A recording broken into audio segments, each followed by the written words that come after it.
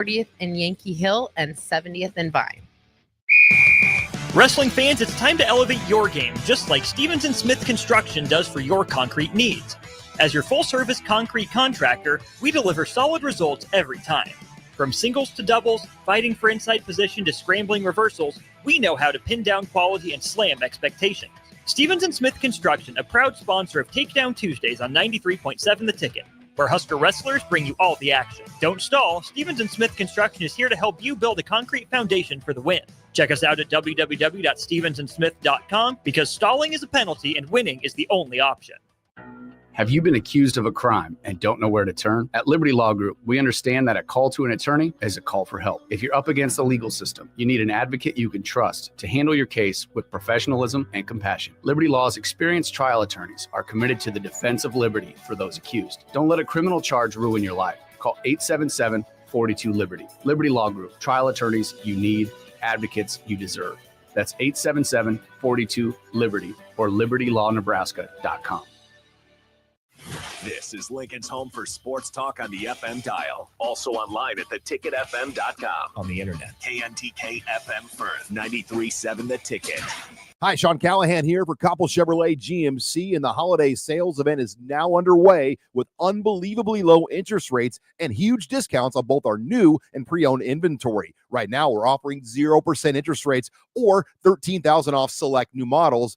These are the absolute biggest discounts of the year. You heard right, 0% interest rates or $13,000 off select new models. So please stop on in or check us out online at CoppellCars.com. All deals with approved credit, must trade, and Costco. Empower a child today with the Teammates Mentoring Program. Hope is only a conversation away when you choose to share your talent, time, and heart with a child. Together, you can build a relationship based on strengths and chart a brighter future, 1 week at a time. Find out how you can be a mentor by visiting LincolnTeammates.org. Become what you needed as a kid by joining the Teammates Mentoring Program today. New year, new you? Barrel's Extreme Body Shaping can help make sure you keep that resolution this time. Our proven system combines kickboxing, strength training, and nutrition, along with our expert coaching to make sure you're moving forward toward your goals. The next 10-week challenge starts January 11th, but if you enroll now, you can start today and get a head start on those gains for no extra cost.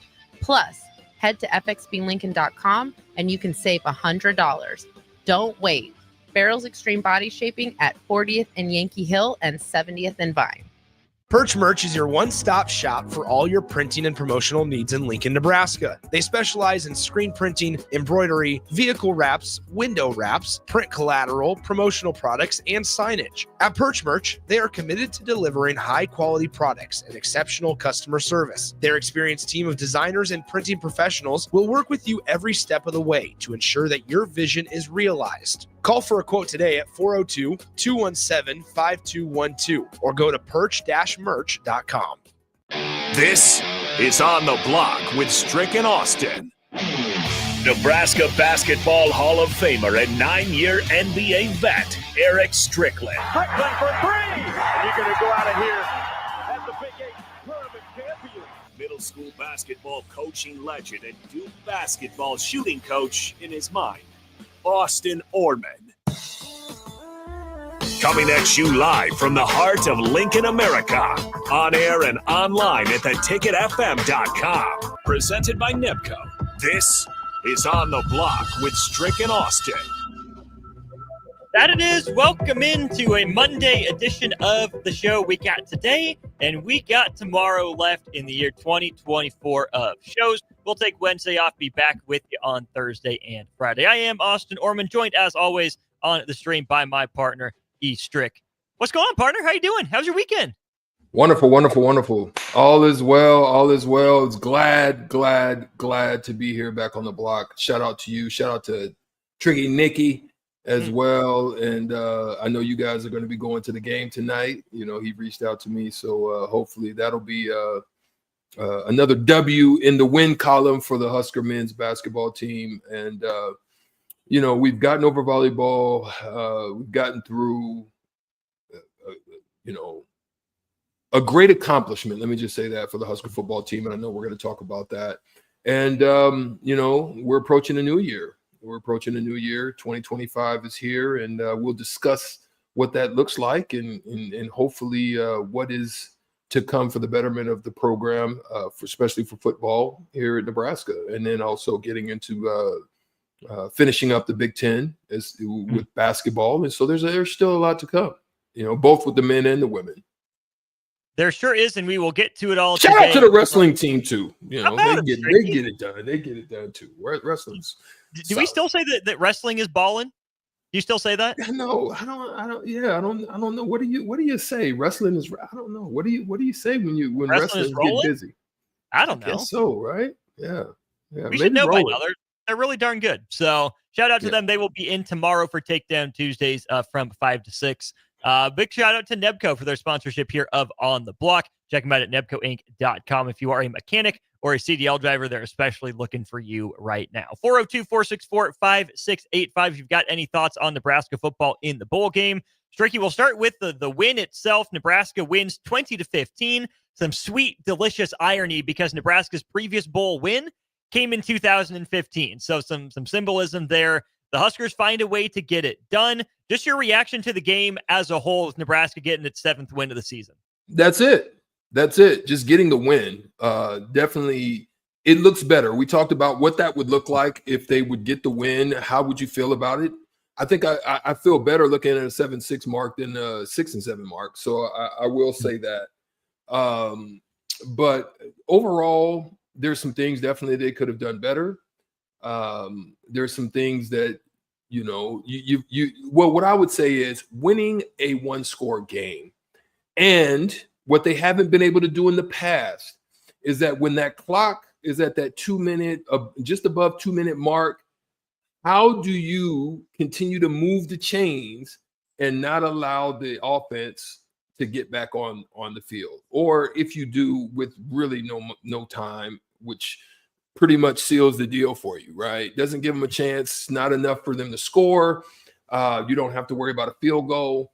So you understood what the job was, is you did not want to put that ball into the hands of Boston College and give them one shot at coming down and beating you with a late score. And they did that. They accomplished that. They ran, they executed.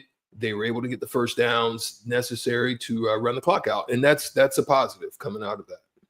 It really is. And I think the run game was a bit of a bright spot for Nebraska in this one. 33 carries for 131 yards is what they're credited with. But the top two running backs, the only two running backs who got carries consistently, Emmett Johnson and Ramir Johnson, 24 combined carries for them for 134 yards. Emmett Johnson averages 5 yards a pop. Ramir Johnson, 6.5 yards per pop, with a touchdown for him as well. Obviously, no Ramir Johnson next year at Strick. He's been around Nebraska for a long time. And what a send-off for him to be 10 minutes from where he grew up, playing in the Bronx after growing up in Harlem, winning MVP. Story comes out about his mom's passing. So what a cool moment. What a cool story for Ramir Johnson to score that touchdown for Nebraska, have a big catch late in the game. And then, of course, maybe the most important play of the game, to your point, helping ice the game with the 11-yard run on 4th and 1. Yeah, no doubt about it. And it is. I think even more is the story, right? And that's what you want to see, is more of that type of story at the University of Nebraska. Guys that have come, guys that experience the culture, guys that get a chance to see what it's like, stay the course, even though they're having a lot of adversity that they're dealing with throughout their time on campus. And with that in mind, he still was able to overcome, and to have that to be the pinnacle of what it looks like to overcome all kinds of adversity. That willingness, that thing deep in the pit of your heart that says, this maybe is not the place for me. Maybe I could go and do better. But he stayed the course and was able to watch not only the team do stuff that they hadn't done in years, which is get back to a bowl game, on the brink of maybe falling short of that and going and getting a big win against Wisconsin. And then, sealing the deal with going out to New York and handling business and getting the job done and doing it in a manner that he did and helping his team to win, and also doing it at home in front of a lot of his family members. I think he needed like over 30, 40 tickets or something like that, which is awesome that they were able to do that. One thing I also want to shout out to Nebraska for doing, and this is also innovative thinking as far as, that relationship between Nebraska players, former players, is those that didn't get an opportunity to experience it, that they came up with the money in order to allow, I think, 6 or 7 of former players that didn't get a chance, that were right on the brink of it, and allowed them to be able to come out to the game as well to get that experience, even though they had moved on from their college careers. What do you think that says about Matt Rule and what he wants his program to be about, Stricky, that he flew some of those former players out to watch Nebraska in the bowl game? I mean, it does. It means a lot. It means it goes beyond just what happens and what you're able to do on the field for the program that you play for. It goes into more of a relationship, and that's what you want to do. You want to continue to build those relationships. You want to continue to have those stories, those meaningful connections for those who have experienced it and can be able to tell and share and be able to express how they felt about the program while they were there on campus. And then they get to do that, and they also get to see it and also share the struggles that they endured in order to get to that point. And now you need to take it to another level. They can have those discussions with those young men that are coming in. That they can. Nebraska wins 20-15. Let's go to the Starter Heyman Jewelers text line. Gino says, okay, boys, let's be real. I love the win, and I'm not trying to be negative, but while technically, yes, Nebraska won a 1-score game, what they really did was turn a 3-score game into a 1-score game, then had to hold on. That's a fair take, I think, Strick, because it's not like Nebraska's offense was exactly rolling. Nebraska scores the 2 touchdowns in the second quarter. Of course, had the extra point on a bad snap get blocked and taken back the other way for 2 points. Nebraska scores in the third quarter to go up 20-2. And you felt like the game was pretty much in control, that Nebraska was not exactly rolling, but they had control of the game. Strick, I still think that one more score, probably one more touchdown, you feel really good about Nebraska's chances, which obviously they still won, but of really burying Boston College. It's the end of a long season. You go up by 4 possessions, not just by 3 possessions. You know, Nebraska might just be able to salt this one away. But you have the fake that doesn't go well. You give up a play long after that. Boston College drives the length of the field. Okay, good for them. They play college football too. But then, Strick, what Nebraska's offense didn't do was respond, right? They get the ball in the shadow of their own end zone. Don't really go anywhere, get the punt blocked. Boston College takes over, and they have 2 touchdowns within the span of 2 minutes, essentially. And maybe that's on the offense, maybe it's on the defense. But you look back at the fake field goal that Nebraska ran, Strick, could have been prevented if Jamal Banks is able to hold on to that ball in the end zone. Not the easiest catch, but one that you expected a senior wide receiver to make. And that, to me, as we look forward, we'll talk more about this later, Nebraska's offense never really developed that killer instinct, right? That one more drive to put the game away. So yes, Nebraska won, but I think Gino's right. Even if the offense, again, like we said over the last month with Dana Holgorsen, even if the process looked better, you still need to see more results starting in 2025 to really slam the door and put opponents away. Well, there it is, man.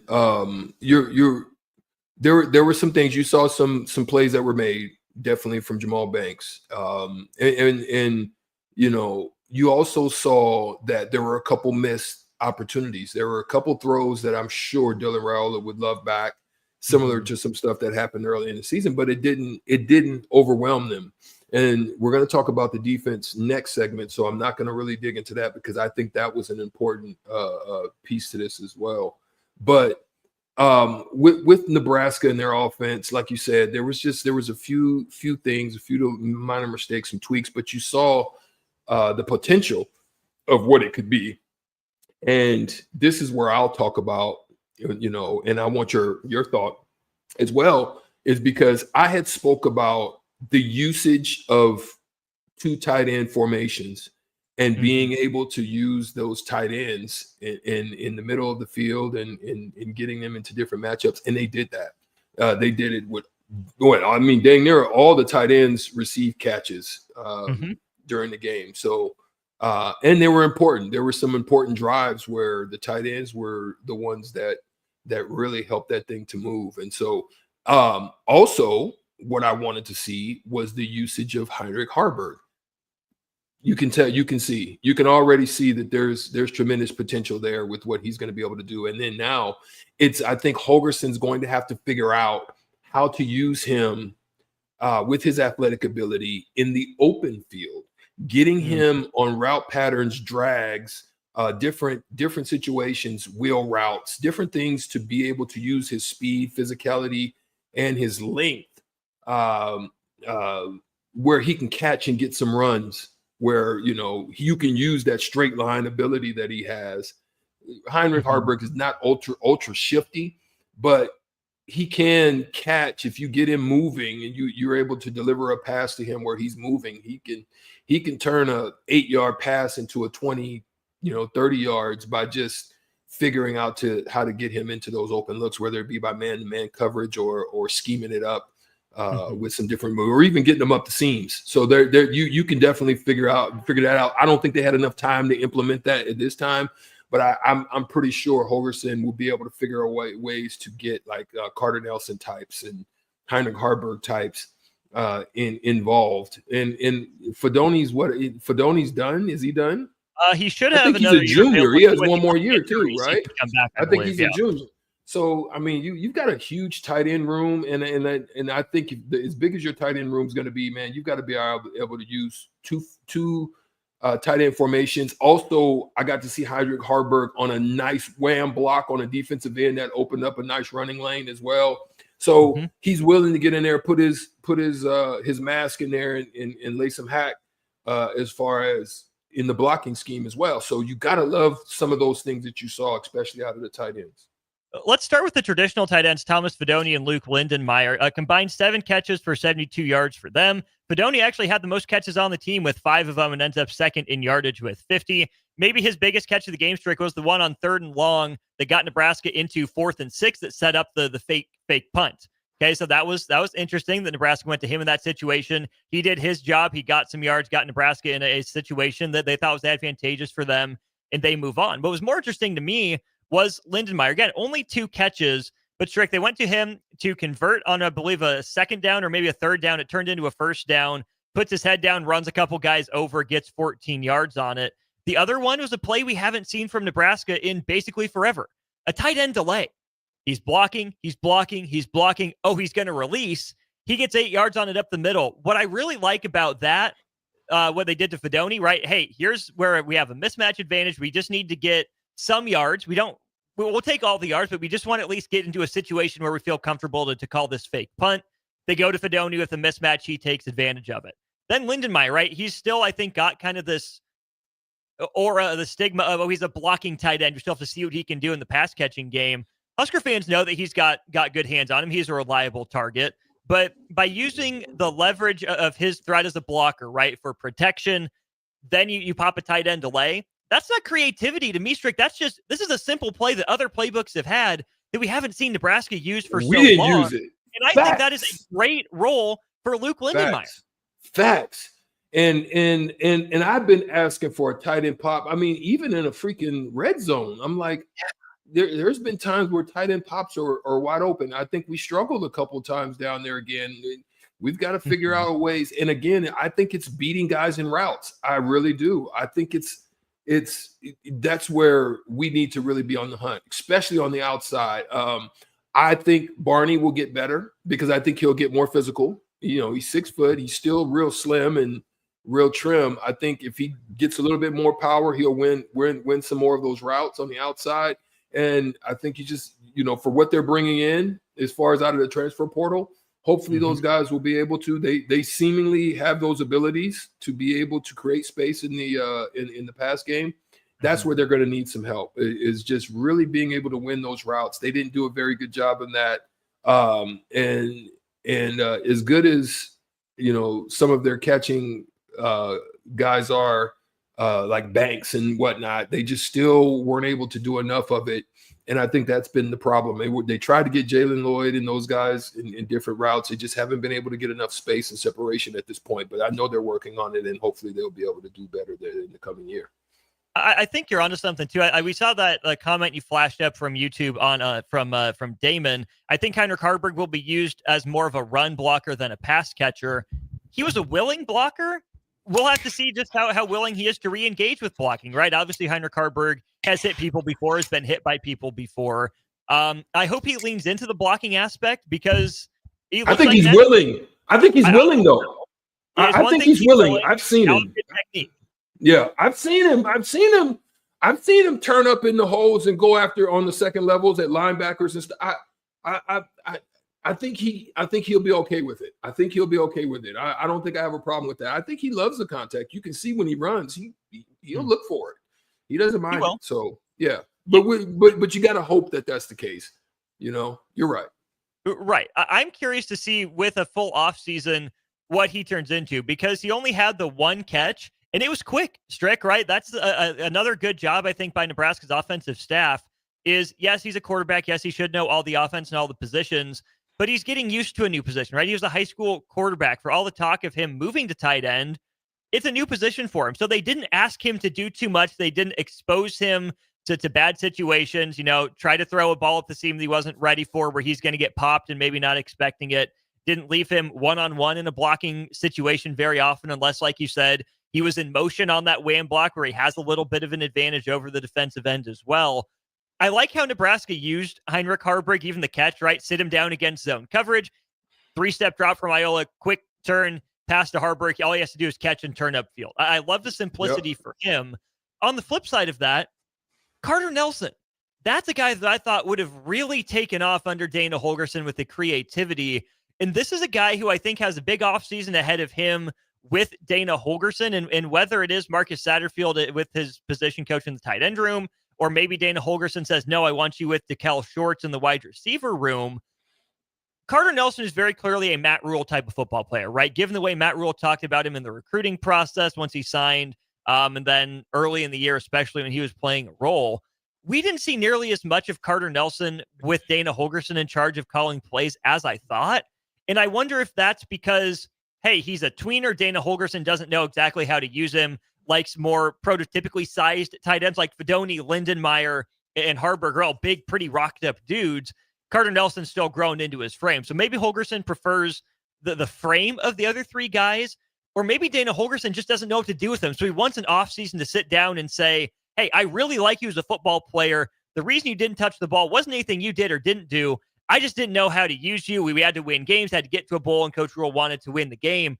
Carter Nelson, don't worry over the offseason. I'm going to find ways to plug you into the lineup because I love the kind of athlete you are. I'm so curious to see how that situation develops, Stricky.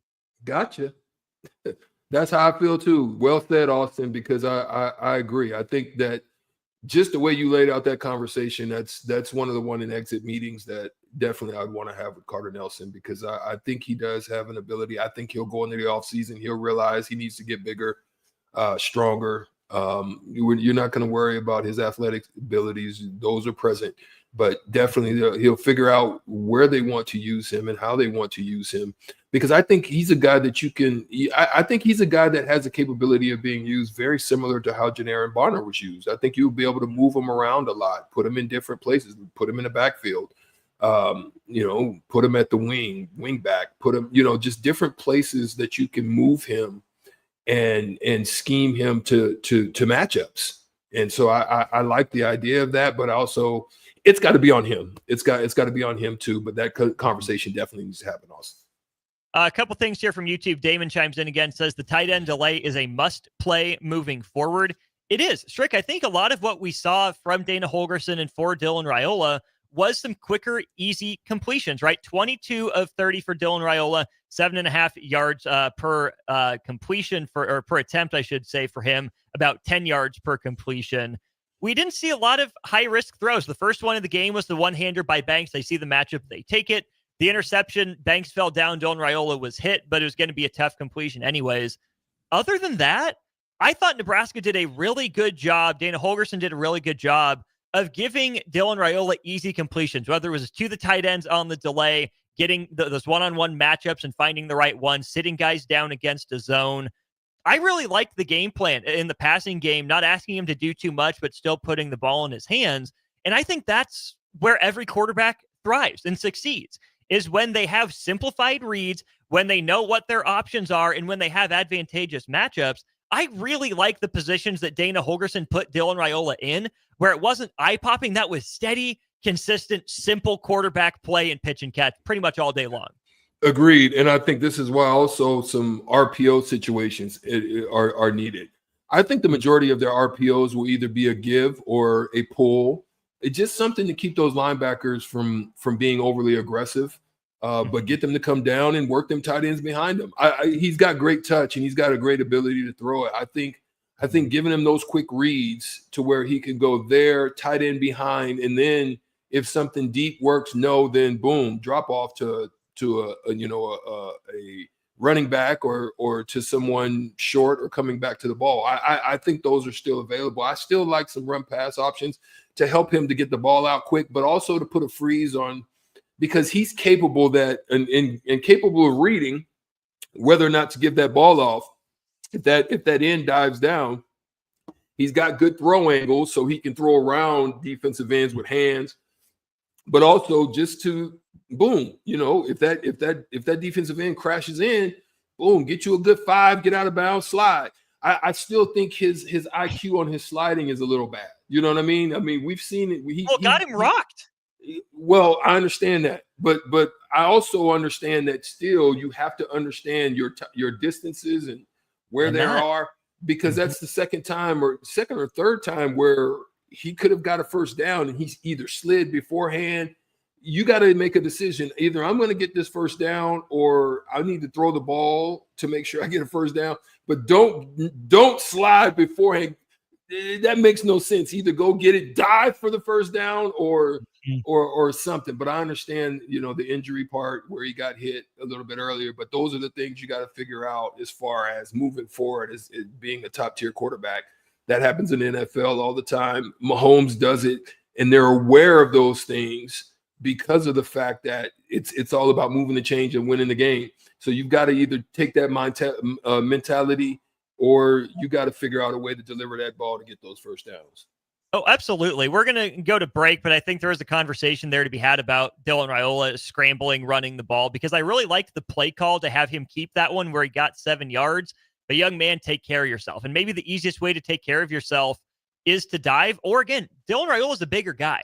Now that he should go and seek out contact, but the best way, Strick, to avoid getting hurt is to deliver the punishment. The more force you hit, more force with, the better off you're going to be. That's why Taylor Martinez got so banged up and was gimpy at times, because he stood straight up. He didn't lower the boom into contact himself. Right. That's why Adrian Martinez was a better runner, because guess what? He would lower the shoulder and hit back a little bit. Again, you're not telling Dylan Raiola to seek guys out. You're just saying, put your shoulder down. You hit them like they hit you. You'll be fine. Trust it. But again, go head first and dive, because Strick, he got bailed out a couple times, right? A late hit that was on a late slide. Yeah. He gets 15 extra yards on it. And then the slide that was late, previous Nebraska staffs punt that ball away. Nebraska staffs do. He got bailed out by good blocking by the offensive line and by Ramir Johnson keeping the legs churning. It was a bad decision that he got away with. So we'll get into that maybe a little bit more when we look back at Dylan Raiola and his season in the coming days. Yeah, he has to, Austin, he has to look at, like you said, it's when you're running, you have to have spatial awareness. You have to, in your mind, right? You've got to take pictures on where guys are, where they're coming from, and where possibly guys are going to deliver to you. And then you have to attack the one. Don't worry about the one. Know that the one's coming, but you've got to be able to attack the other one, knowing how to sliver your way, or with your shoulders or with your body, to be able to slither through there, dive through there, so that they're not getting direct contact on you. It's a technique to it, but hopefully he'll be able to do that over the offseason. One of the things he said he wanted to work on was his speed. I think that awareness and that understanding of how to run the ball when it's situationally called for, that'll help take him to the next level. I'm with you. We'll go to break. When we get back, what did we like? What did we not like from the Nebraska football defense in the Pinstripe Bowl? As always, 402-464-5685 with your thoughts. We'll be right back to talk Husker football defense on the other side. Follow Austin Strick and On the Block on Twitter at Austin Orman, eStrick20, and On the Block 93.7. More of On the Block coming up. Wrestling fans, it's time to elevate your game, just like Stevens & Smith Construction does for your concrete needs. As your full-service concrete contractor, we deliver solid results every time. From singles to doubles, fighting for inside position to scrambling reversals, we know how to pin down quality and slam expectations. Stevens & Smith Construction, a proud sponsor of Takedown Tuesdays on 93.7 The Ticket. where Husker wrestlers bring you all the action. Don't stall. Stevens & Smith Construction is here to help you build a concrete foundation for the win. Check us out at www.stevensandsmith.com because stalling is a penalty and winning is the only option. It's that magical time of year, but amidst the festivities, you should celebrate your health too. With all the delicious treats and holiday cheer, it's easy to let healthy habits slip. But just a few simple choices can help you enjoy the season without the stress of extra pounds. Make time for physical activity, eat in moderation, and focus on your well-being. Search Chronic Disease Nebraska to learn more. Paid for by Nebraska DHHS, aired with the Nebraska Broadcasters Association and this station. Empower a child today with the Teammates Mentoring Program. Hope is only a conversation away when you choose to share your talent, time, and heart with a child. Together, you can build a relationship based on strengths and chart a brighter future, 1 week at a time. Find out how you can be a mentor by visiting LincolnTeammates.org. Become what you needed as a kid by joining the Teammates Mentoring Program today. At Action Plumbing, Heating, AC, and Electrical, we're ready, reliable, and recommended. Water heater acting up or your sump pump on the fritz? Call Action. Summer's around the corner. Is your AC working? Are you sure? Call Action. Electrical problems? I'm telling you, call Action. Call Action for a free same-day estimate or a trusted second opinion. You heard that right, a free same-day estimate. 402-423-6960. ActionLincoln.com. Are you ready for a new opportunity? Check out Sandhills Global. Join a dynamic team where your skills are valued and your career can soar. We offer full-time positions with a 4.5-day work week, competitive pay, excellent benefits, and a positive work environment. From IT and marketing to sales and finance, we're looking for talented individuals like you. Apply today at sandhills.jobs and take the first step towards an exciting future. That's sandhills.jobs. Don't wait, apply now. When you need a new water heater, nothing beats the ProLine family of water heaters from A.O. Smith. ProLine models are built using commercial-grade components, meaning they're built to help you tackle your toughest days. No matter if you need a gas or electric model, A.O. Smith has a ProLine unit for you. A.O. Smith, innovation has a name. Call Patriot Plumbing at 402-464-7411 for a great deal on a water heater today. Again, that's 402-464-7411. Have you been accused of a crime and don't know where to turn? At Liberty Law Group, we understand that a call to an attorney is a call for help. If you're up against the legal system, you need an advocate you can trust to handle your case with professionalism and compassion. Liberty Law's experienced trial attorneys are committed to the defense of liberty for those accused. Don't let a criminal charge ruin your life. Call 877-42-LIBERTY. Liberty Law Group, trial attorneys you need, advocates you deserve. That's 877-42-LIBERTY or libertylawnebraska.com. Raising little ones is a big job, and you do your best to give them a good start every day. That means making sure they're well cared for while you're apart. You work hard, but it's not always easy to make ends meet. There may be help. Find out if you qualify for Nebraska's Child Care Tax Credit for working parents. You could be eligible for a credit of up to $2,000 per child on your next tax return. Learn more at nebraskachildcaretaxcredit.org. Brought to you by First 5 Nebraska and Nebraska Children and Families Foundation and aired by the Nebraska Broadcasters Association and this station. Hi, it's Joel Norman, the voice of your Lincoln Stars hockey team. Tune in to 93.7 The Ticket to hear the latest on the Stars with myself, head coach Rocky Russo, and special player guests. In every office, there's two types of people. There are those who bring in bagels and those who eat the bagels that someone else brought in. Everybody likes the first person. Be that first person. Weekday mornings at 7:30, you have a chance to win a business box of bagels from Bagels & Joe. All you have to do is shut up, Sipple. 2 questions for you, 2 for Sip. Win, and the bagels are yours. Lose, well, you don't want to lose. You lost Monday, you lost Wednesday, you're a loser. Shut up, Sipple. Weekday mornings at 7:30, brought to you by Bagels & Joe. Now back to On the Block with Strick and Austin on 93.7 The Ticket and theticketfm.com. This is On the Block. Austin Norman and Eric Strickland with you. I want you to be a part of the show, 402-464-5685, or leave a comment on any of our streams. You guys are going off on YouTube. Appreciate that. Appreciate you chiming in. Stricky, we talked offense. Let's talk some defense. I think we can skip over special teams. We all know it was pretty much a disaster outside of the fake punt that worked for Nebraska. But for the Nebraska football defense, only ends up allowing 13 points on the game, 2 touchdowns, but they all come in the fourth quarter. more than enough to get the job done. What did you like? What did you not like from Nebraska against Boston College on the defensive side of the ball on Saturday? Well, what you got to be impressed about, Austin, is that the defense was put in some very precarious situations, whether it be by way of turnover. You can definitely see that it was truly a bend but don't break style. They got the stops that they needed. What they were in the red zone, I think 3 or 4 times. They were on short field and they went for it and they were able to hold firm. This is something that we hadn't seen out of Nebraska in a while. We've seen them hold form, but when it's that much adversity on them, we've seen them hold for a few times and then they'll crack, or there'll be, a few situations and they'll crack. Really, the cracking was not on the defensive side of things for the most part. It was the errors by way of the offense that really put them in some of these situations. When you look at how bad the footing was horrible. And so to be able to still maintain leverage and get good stops and short yardage stops the way that they were able to pile up on, the 3rd or 4th and 1s, and to be able to stop with that type of footing, man, you got to give credit to them. So I shout out to the defense. And then we talked individually, and I'll, what was your initial take on the defense? I'll let you do that before I talk about the individuals that we talked about.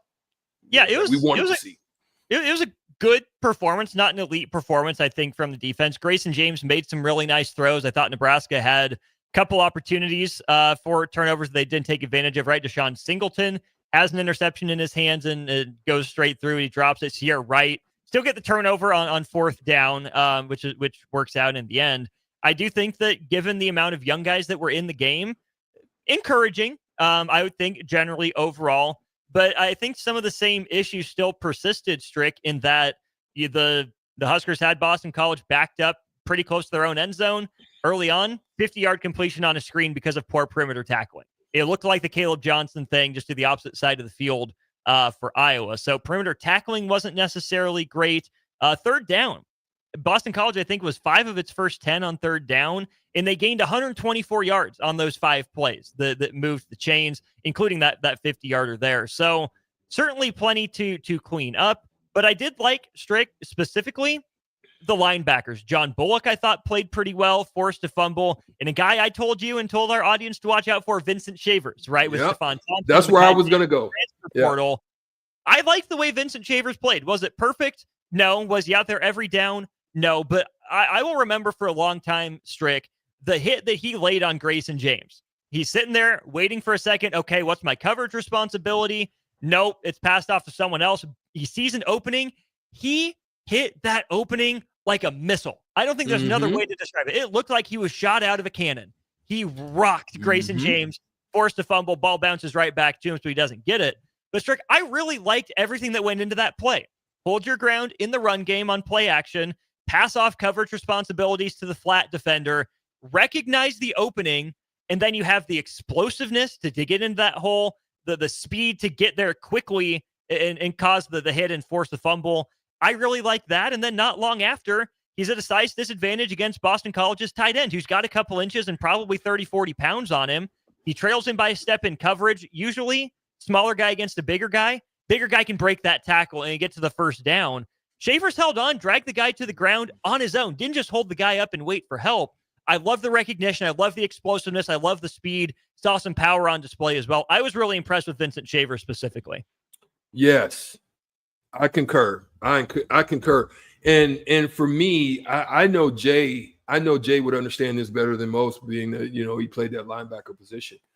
But for me, it was the read, like you said, the read, react, and then be there in the gap, in the coverage, wherever it was.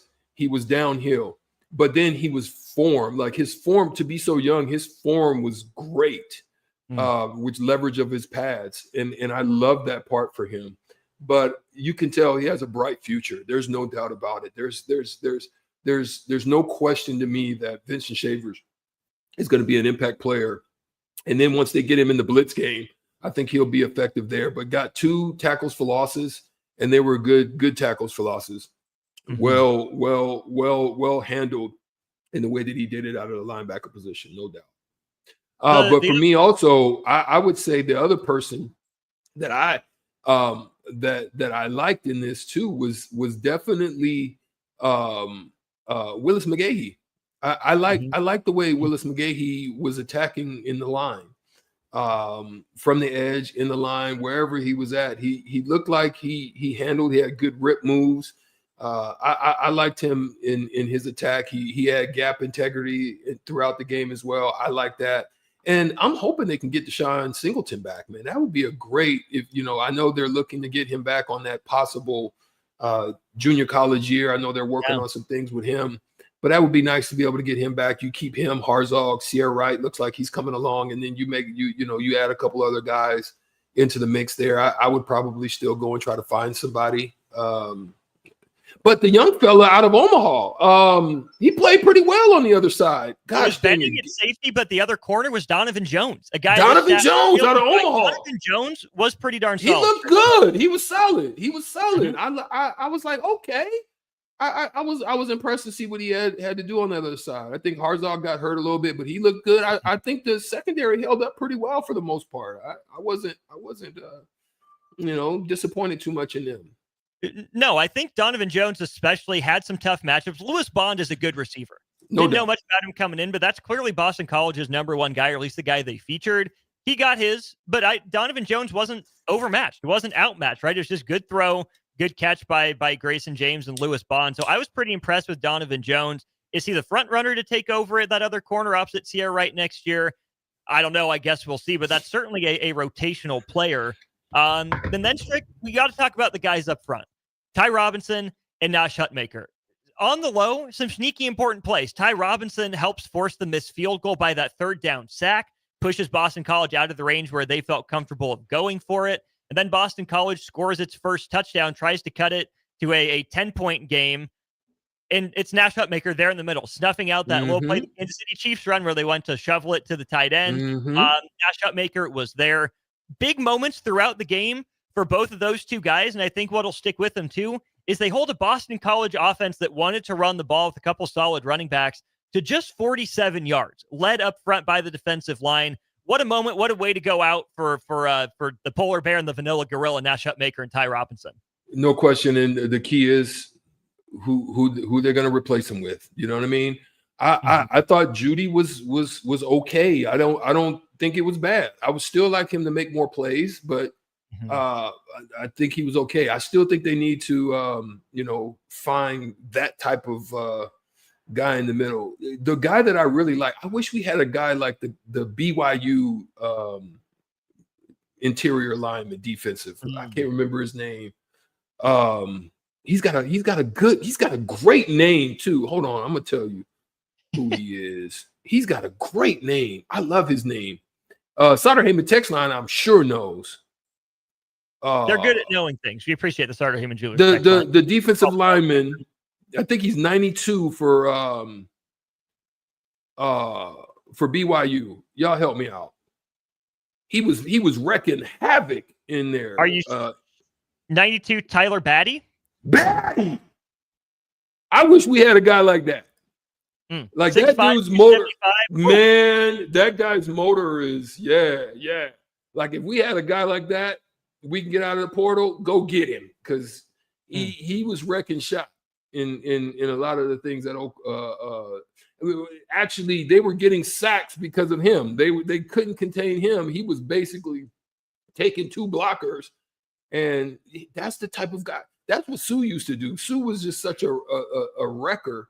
Like I'm not saying we need a guy like Sue, but somebody, Ty was great, at times. I think he could have been more dominant, but I mean, if we got a guy like that, I would love to have an interior guy like that who could just wreck shop, Aaron Donald style, just wherever you put him along that front, whether it be, whatever the style they're still going to run, if they're going to still run the 3-3-5 scheme, I don't know, but whatever that style is, somebody in that interior where you can move them around a little bit. You can 3 technique them. You can, put them right on over the center, and he can, take to the guard and the center and still be able to fight off. I would love to see a guy like that on the interior.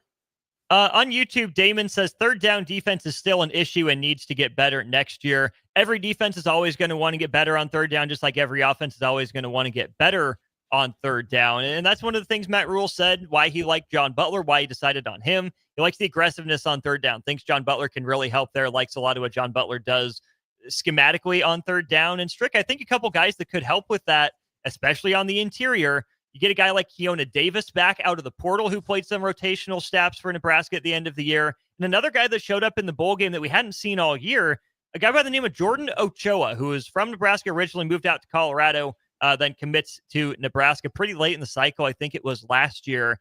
Nebraska's going to have some options on the interior, not a lot of proven ones, right? Riley Van Poppel is certainly a guy I think that's going to factor in. Yeah. Let's see, let's make sure the hype was warranted for him. Let's not give him his flowers till they're due. He's been in on some pretty big plays, but let's see it for 12 games consistently now. And it just came out today. Nebraska is hosting TJ Lindsey, I believe at the end of the week or early into next week. He was a freshman for Auburn this year, 6'3", 294 pounds there along the defensive line. He's visiting Purdue and then coming to Nebraska as well.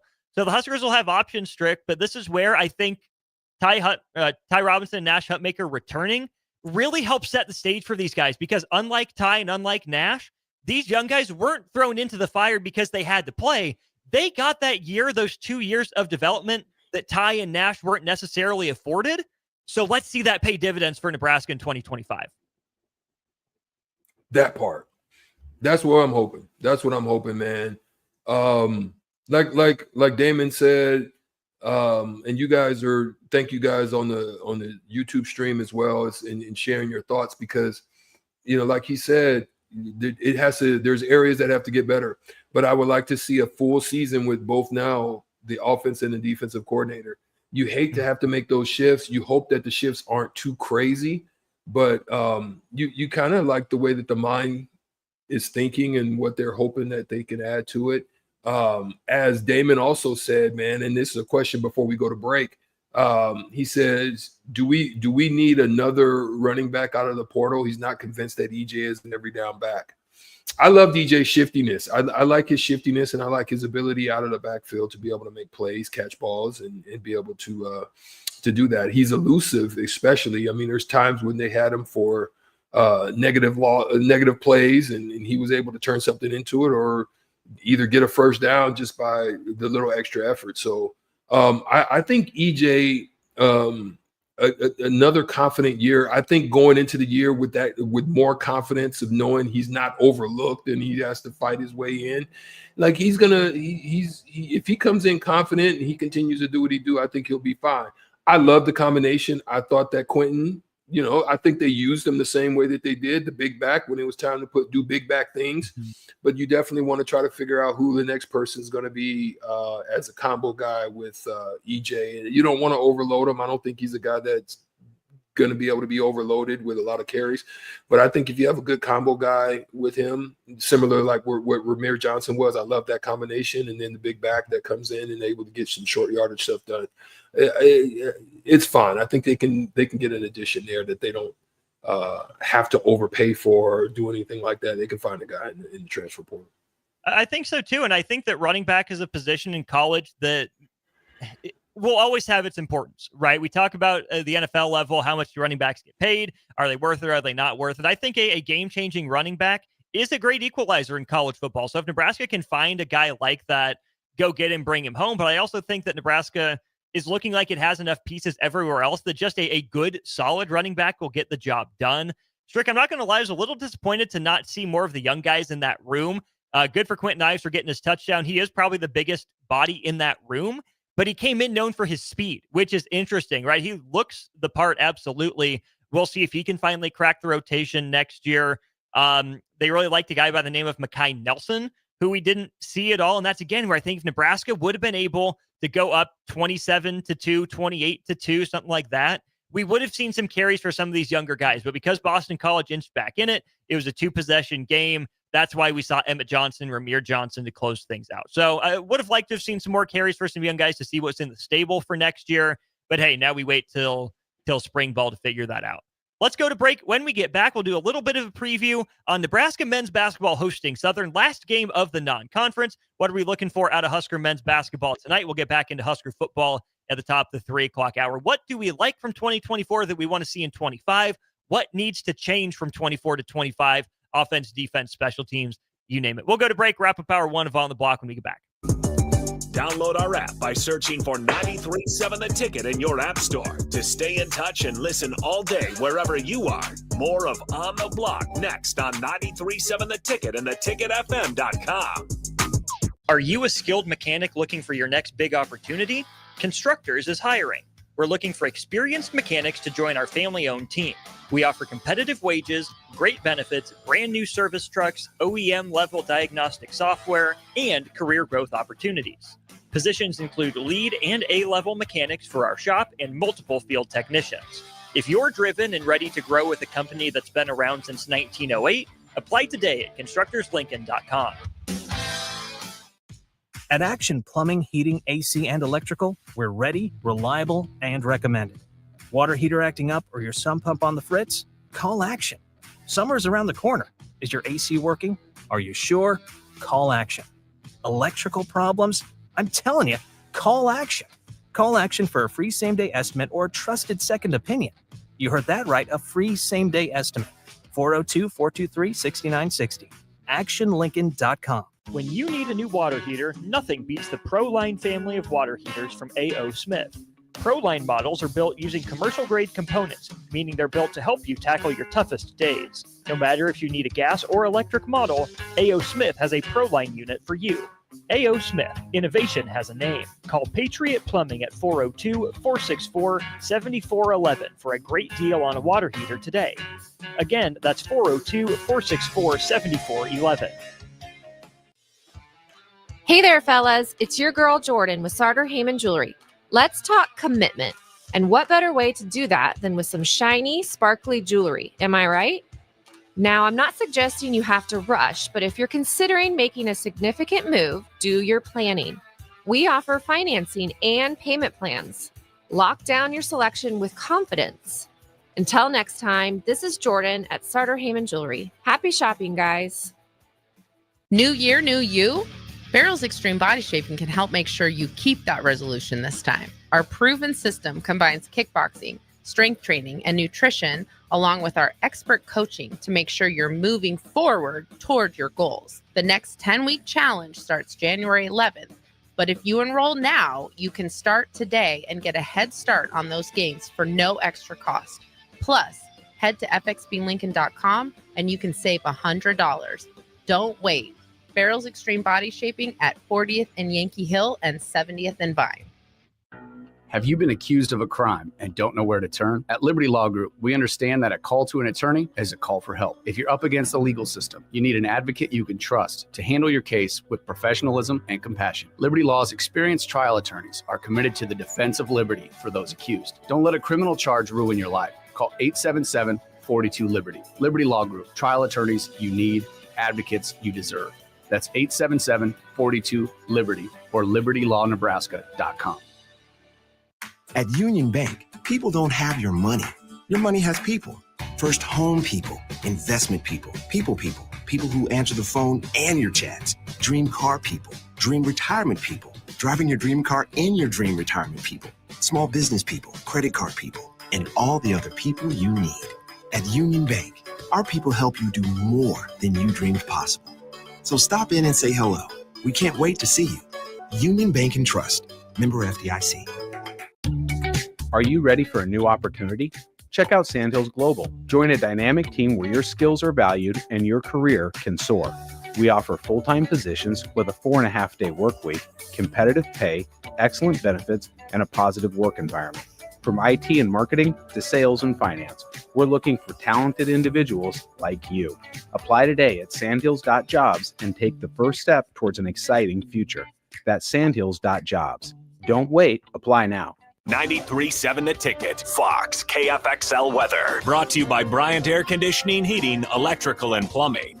Your Lincoln forecast for today, fog and drizzle expected throughout the day. Otherwise, cloudy skies with a high around 47. Tonight, mainly clear, but patchy fog possible. a low near 30. And tomorrow, patchy fog in the morning and mainly sunny for the afternoon. We'll see a high around 52. I'm meteorologist Kyle Fletcher from 93.7 The Ticket and theticketfm.com. League One Volleyball is bringing the action to Omaha with Omaha's first serve on January 24th at 7 p.m. Central Time at the Liberty First Credit Union Arena. Witness history in the making as Love Omaha Volleyball takes on Love Madison in the team's inaugural home match. Be there to watch Olympic teammates Jordan Larson and Lauren Carlini go head-to-head in a battle of the world's best. Visit lovboma.com for tickets starting at $31. Volleyball is the next major league. Now back to On the Block with Strick and Austin on 93.7 The Ticket and theticketfm.com. Back for one final segment in hour one of On the Block. Austin Norman, Eric Strickland with you tonight. Pinnacle Bank Arena, 8 o'clock, Nebraska men's basketball. Wrapping up the non-conference portion of the schedule for the game against Southern. Playing Southern, second time in the Fred Hoiberg era. Huskers won the previous one bigly. Stricky, Nebraska 10-2 right now. Obviously, they have played those 2 conference games. The only non-conference loss for the Huskers so far is the one to St. Mary's. What are you looking for out of the Huskers tonight? What would tell you the Huskers don't have any hangover from Hawaii, that they came back focused and ready to play against Southern? For me, it's going to be that scoring number. I think they're approaching the 80. They have success. If they score in the upper 70s, approaching the 80s, they have pretty good success when that's the case. So definitely pushing the tempo, getting easy opportunities, taking advantage of each possession, not turning the ball over. And then on top of that, just really dominating on the inside and the interior, making sure their points in the paint are good. And then those assist numbers are up as well. If their assist numbers are up and they're able to push that tempo and get that score up into the upper 70s, I think they'll be successful tonight. Like we said, Nebraska 10-2 right now. But if you look at just the non-conference, Nebraska in school history has only finished non-conference play with 1 loss 5 times. One time was the last year for Tim Miles in 18-19. But then, of course, the Huskers did it last year, 10-1 in the non-conference. And Strick, that to me is just a big sign of growth for this program. Are they playing Murderers Row? Absolutely not. But I think Nebraska, is scheduled a little bit better, a little bit more aggressively recently. Yeah, Oregon State was bad last year, but they take a neutral site game in Sioux Falls. They do it again this year with a really good, really solid St. Mary's program that is absolutely established. Game doesn't go the Huskers' way, but if that's your one loss in the non-conference, that's a pretty good sign. You go out, take care of business in a tournament in Hawaii. And again, if Husker football is the 747, not the F-16, to use your analogy, I'm okay with that, right? If Nebraska can consistently go, 9-2 or better, 10-1, 11-1 in non-conference play, then in a few years, the opportunity is going to come to get into a higher profile game or a higher profile tournament potentially. And then you test yourself, see where you're at. But for now, Strick, I think it's just a good sign that Nebraska is winning the games it should win, challenging itself with an upper level team once or twice in the non-conference. And then you're going to get some quality games in the Big Ten. I just kind of like the direction the program is headed, and it's headed in the right direction, I think, because it's starting to handle business in the non-conference. Yeah, I agree with that. I think that Nebraska definitely has a trajectory that they're working on. And again, now it's going to come down to how well we've talked about how well they take care of the home.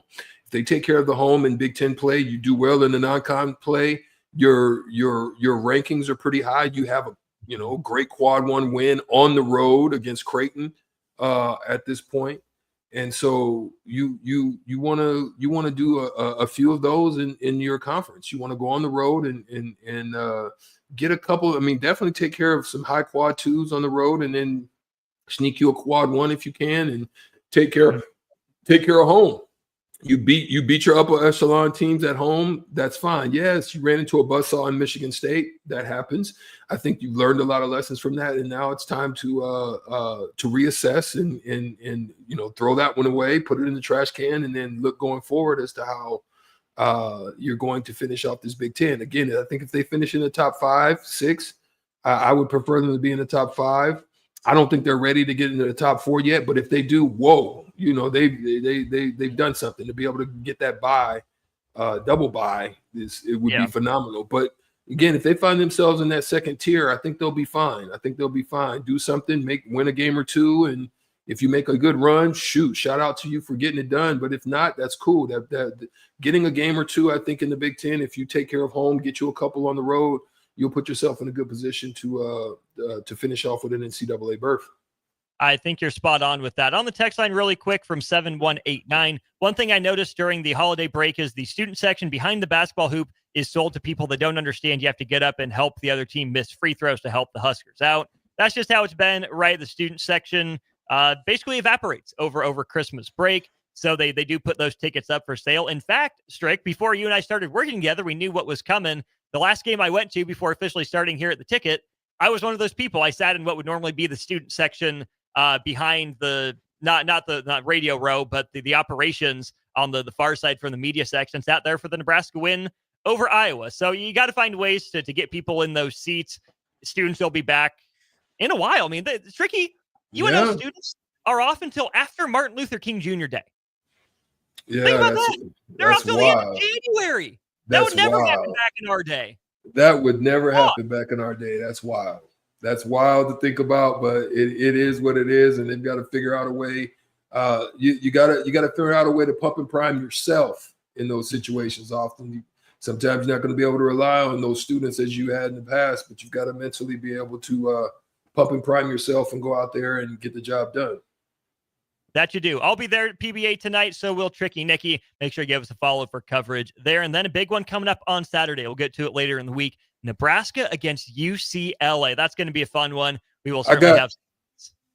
Go ahead. There'll be a fun one. What? We will certainly have thoughts later in the week. Yes, we will. Shout out to William Cowell III. Coming off of surgery. He ended up having surgery. I don't know exactly what the injury was, but I did, see from William Cowell Jr. that his surgery was successful. I was looking forward to getting a chance to see him play at Pinnacle Bank, but unfortunately he has an injury. But we got to go out. It's going to be a good game. UCLA's playing pretty well right now. They're doing well out of the to start the season. So it's going to be a good test for them. One of the only defenses in the Big Ten that grades out is better than Nebraska. So if you like 90s basketball, you like rock fights, make sure you're paying attention on Saturday. We'll go to break. When we get back, what did we like from Nebraska in 2024 that needs to carry over to 25? What did we not like? What needs to change? The high priority items. He's Strick. I'm Austin. We'll talk Husker football when we get back to On the Block. This is Lincoln's home for sports talk on the FM dial. Also online at theticketfm.com. On the internet. KNTK FM Firth, 93.7 The Ticket. Follow Austin, Strick, and On the Block on Twitter at Austin Orman, eStrick20, and On the Block 93.7. More of On the Block coming up. Are you ready for a new opportunity? Check out Sandhills Global. Join a dynamic team where your skills are valued and your career can soar. We offer full-time positions with a 4.5-day work week, competitive pay, excellent benefits, and a positive work environment. From IT and marketing to sales and finance, we're looking for talented individuals like you. Apply today at sandhills.jobs and take the first step towards an exciting future. That's sandhills.jobs. Don't wait. Apply now. Rosie's Sports Bar and Grill, open for lunch and dinner at 1501 Center Park Road. Hey there, fellas. It's your girl, Jordan, with Sartor Heyman Jewelry. Let's talk commitment. And what better way to do that than with some shiny, sparkly jewelry? Am I right? Now, I'm not suggesting you have to rush, but if you're considering making a significant move, do your planning. We offer financing and payment plans. Lock down your selection with confidence. Until next time, this is Jordan at Sartor Heyman Jewelry. Happy shopping, guys. The electrical workers of Local Union 265 are now hiring licensed journeyman electricians from $32.50 to $42.50 per hour with paid benefits. And if you're looking for a new career, they're hiring apprentices at $19.50 per hour with paid benefits. Call the office at 402-423-4497 to apply. Start your electrical career today. At Union Bank, people don't have your money. Your money has people. First home people, investment people, people who answer the phone and your chats, dream car people, dream retirement people, driving your dream car and your dream retirement people, small business people, credit card people, and all the other people you need. At Union Bank, our people help you do more than you dreamed possible. So stop in and say hello. We can't wait to see you. Union Bank and Trust. Member FDIC. Are you a skilled mechanic looking for your next big opportunity? Constructors is hiring. We're looking for experienced mechanics to join our family-owned team.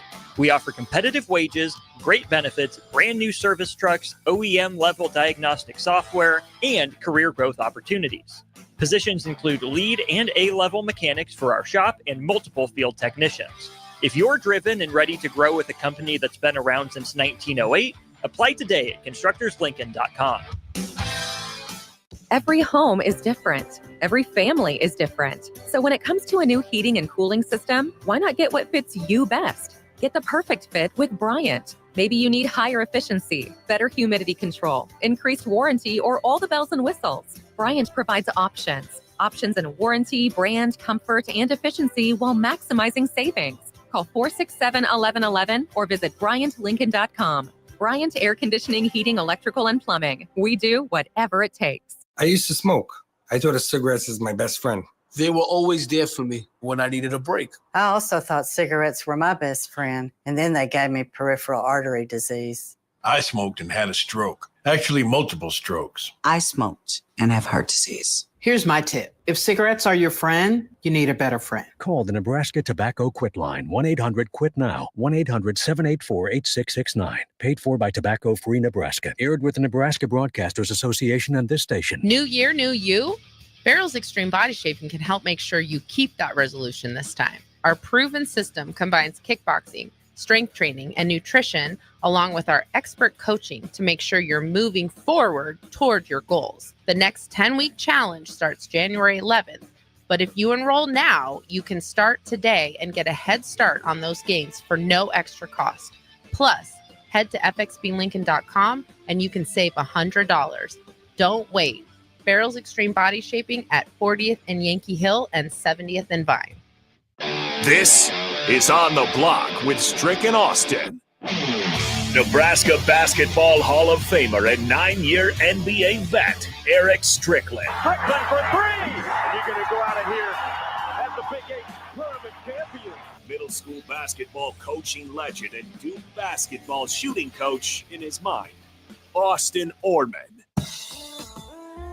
Coming at you live from the heart of Lincoln, America. On air and online at theticketfm.com. Presented by NIPCO. This is On the Block with Strick and Austin.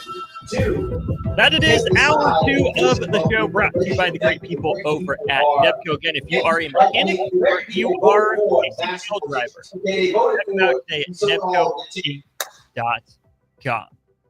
What you watching there, Stricky? It was some news.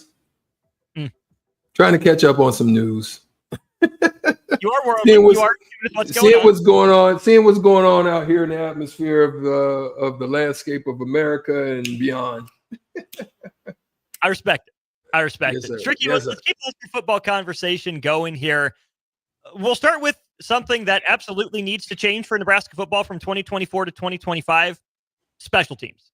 Matt Rule said, yep, there's got to be changes. It wasn't good enough. We've got to take pride in it, all that sort of stuff. Stricky, it was bad again. Basically no return yards, a lot of miscues in the return game. You didn't get nothing out of punt return. You didn't have many catastrophes, except against Iowa, which ended up giving the Hawkeyes some momentum, helped swing the game back to them, which is unfortunate. But Stricky, 10 blocked kicks against Nebraska this year, most of those on punts. The extra point in the bowl game, bad conditions. But again, year-long snap. We got one job. Snap the ball, get it back there. Buschini drops it, scrambles, yada, yada. It doesn't work out very well for Nebraska in the end. Special teams were, I wanted to say, less disastrous than in the past. You can point to John Hull's emergence as a positive sign. Brian Buschini had his best and most consistent year in college. But Stricky, just finding who your two specialists are is not enough to outweigh all the schematic and structural shortcomings that Nebraska football has had on special teams. And again, not just this year, but dating back to last year as well. Special teams has got to change. It does have to change. I think Matt Rule and the staff have to figure out a way to empower creativity out of the special teams. Doesn't necessarily have to be a bunch of fakes and all that stuff, but definitely have to figure out a way to protect guys, give them an opportunity to get some yardage. You got to be able to flip field. Like your defense right now is not a field flipper because you're not turning guys over. Like, one of the better turnover teams throughout the season this year was BYU. I mean, I think they're like 20 to 25 or something, a whole bunch of interceptions.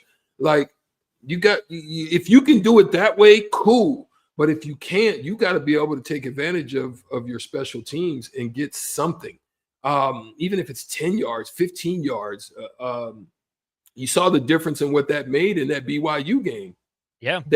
There wasn't, and gosh darn it, quick little number 11. I can't remember his name right now for BYU, but he was good on offense and good in the return game, and he was flipping field for them. I think there was only like 3 or so drives, as far as not from kickoffs and stuff like that, but I'm talking about in-play drives started on the Colorado side for most of the game, not a half, most of the game. So, if Nebraska can do that, I think it'll make it better. So if that happens, if you're able to use your special teams to flip fields and to give yourselves advantages there, then your offensive efficiency in the red zone have got to go through the roof. So there's the other part for me. Special teams and then efficiency in the red zone. I think they've got to be creative. They got to figure out ways to get guys in good matchups, and they've got to win those matchups. They just weren't able to do it this year. A lot of the plays even that they were running to me were low percentage type plays. There are a bunch of just fades or different things like that, and not necessarily some creative route trees. Or I think one of the plays where they got it to the tight end is I've seen other offenses. I've seen other offenses, and the way that they get it is they use these, they're not pick plays, but they're just like a route that kind of rub routes. Yeah. Rub routes that kind of cut guys off and allow, like, we didn't really see that. And you don't see that in the red zone for Nebraska very much at all. And so that's an area I want to see improvement as well. And that's where I think Dana Holgorsen is going to change things up, because what does Nebraska run a lot over the last 3 games, and then even in the bowl game? A lot of mesh concepts, right? That is a staple of what Dana Holgorsen wants to do. Probably easier to get down in the open field where you have more space. It's easier to pick out your assignment, your depth of route. But I do think you're onto something there, Strick. Whether it is, can you run tight end delay down by the goal line? Not as easily, but how can you spring a guy open late? Can you run mesh down near the goal line? Yes, a lot of the best offenses in college and in the NFL do, but it requires guys with a good first step off the line, not getting jammed. And then, of course, it requires good acting, right? We see the post-up play, essentially, where a tight end will run a route, turn around, and stand in the way. Well, Nebraska's gotten flagged for offensive pass interference on a few of those, right? They have to get better at selling their route, making it look like a route and not just blocking a guy, because those are much higher efficiency plays than, like you said, let's just throw up a 50-50 ball to the end zone that really isn't a 50-50 ball. You give the advantage to the defense on those, because you got to throw the ball really in 1 or 2 spots for a receiver to go get it. Even with a guy like Jamal Banks, who had a couple of nice catches there, it's not like he was prime Calvin Johnson or Randy Moss down in the end zone, where you feel like you have a 75% chance of completing it. And then, Strick, here's the simple answer. Get bigger, stronger on the offensive line and run the ball in. They did it for Quentin Ives. They brought Ty Robinson in as the fullback, of course, on some of those goal-to-go situations. But the thing that I think could have helped Nebraska salt the game away too, and you know me, I am not run the dang ball guy. I am basketball on grass, spread it out, throw the ball. That's who I am at my core. I have to admit it. But on the drive where Nebraska ended up going for the fake field goal, they ran the ball for 5 yards on first down. They got it inside the 5 in a goal-to-go situation on first down. Pass play, disastrous fake field goal that had basically no chance, right? No chance. You had been overpowering Boston College. You had good success running the ball. why do you go away from it in that situation? You have the personnel, you have the tight ends. It's not like you have to bring in a 6th or 7th offensive lineman. You got big body tight ends that keep the defense guessing. But instead, Nebraska spreads it out. They throw the ball. It doesn't work. You leave at least 3 points on the board, if not 6 or maybe even 7. So if you're not going to run something creative or even simple that's different that you haven't done before, just get better at running the rock straight ahead and punch it in, for Pete's sake. Well, that's the thing. I think personally, I don't think up front they were overly physical. I think they did a pretty good job. They were better this year. I'm not gonna talk down upon them, but I think they were better. But I will say this is where you want to have block down concept, trap concepts, guards that are able to pop out and get to a tackle or something, or some form of a counter. To me, a lot of their runs were pretty easy reads. Like it was turn, handoff, straight to the right. It wasn't fake, come out right, handoff, going back to the weak side with some form of a kick out block. It's just different things there that it was very easy to read for the most part for me, and how linebackers can get downhill, guys just get into a gap, fill it up, and then it's tough out there. And again, their play action fakes were very bad this year. It wasn't things where you can put your hand in there, fake, boom, you stand up and you've got options, crossing or something like that. You didn't see much of that. So I don't know. I'm hoping that they get better though. Couple things from the text line here, 402-464-5685, if you've got some thoughts. Cubsker says, I asked Santa for a new special teams coordinator. Hopefully he delivers. Well, Cubsker, we are already 5 days post-Christmas. If that is your 12th day of Christmas gift, I guess you're hanging on to hope by a thread there. And Old Dad 34 says, didn't Nebraska get a punt returner from the portal? And I believe he is from Idaho. Yeah, Andrew Weber, I believe, is the young man's name, who was a good returner and a pretty good corner for them. But Strick, even if Nebraska did get a guy that was successful returning punts somewhere else, what confidence do you have that he's going to be given the same opportunity to do that at Nebraska, right? It's good that Nebraska got a guy that's a weapon in the return game, but guess what? We said that about Trey Palmer coming from LSU. Part of that was Trey Palmer developed into a much better receiver than people thought he was going to be, so he was taken off of special teams. But even Malcolm Hartzog was a really good returner out of Mississippi in high school. Hasn't gotten the opportunity because he's probably playing too many snaps on defense. But guess what? Cooper DeJean returned punts for Iowa. It was important, even though he was one of their best defenders. They still put him back there, and they did that. It's personnel. Put your best guys back there. But even if you have guys that are good at it, schematically, I don't trust Nebraska to maximize those guys' abilities in the return game. So if you're not going to maximize your best returners, then just put someone else out there and don't get your best players hurt. Yeah, but here's the thing. I think they've got to put a bigger, what's the word I'm looking for? They want to put a bigger, like I'm saying, if it's going to be a requirement for it to step up, some of your guys got to be willing to do it. Mm-hmm. And the guys, it can't be guys just being put out there, Austin, that just to get them on the field. Like, if that's going to be the case, then there's got to be a high standard for that. Like, if you want to get on the field, you're going to have to, I need to see you pancake. Now, I will say their coverage got better. I saw that. It's definitely in their kickoff coverages where there were a lot of openings and holes in the past. Those were closed up. Guys were coming down there and hitting people. Janarin Bonner got out there. Boom. He was coming down and hitting people. And you want to see that. But on the other side, you want to see blocking. Guys, those gunners, you want to be able to put by, just don't run with them and let them just get easy releases. Like, make it tough for them to get down there. Allow your guy to get some time. Boom. A guy that's shifty enough to break one tackle and then get you 10, 15 yards on any given punt return. So you're hoping that can happen. But guys got to put an onus on it or an emphasis on it, and in their mindset say, hey, we want to be the best special teams in the country.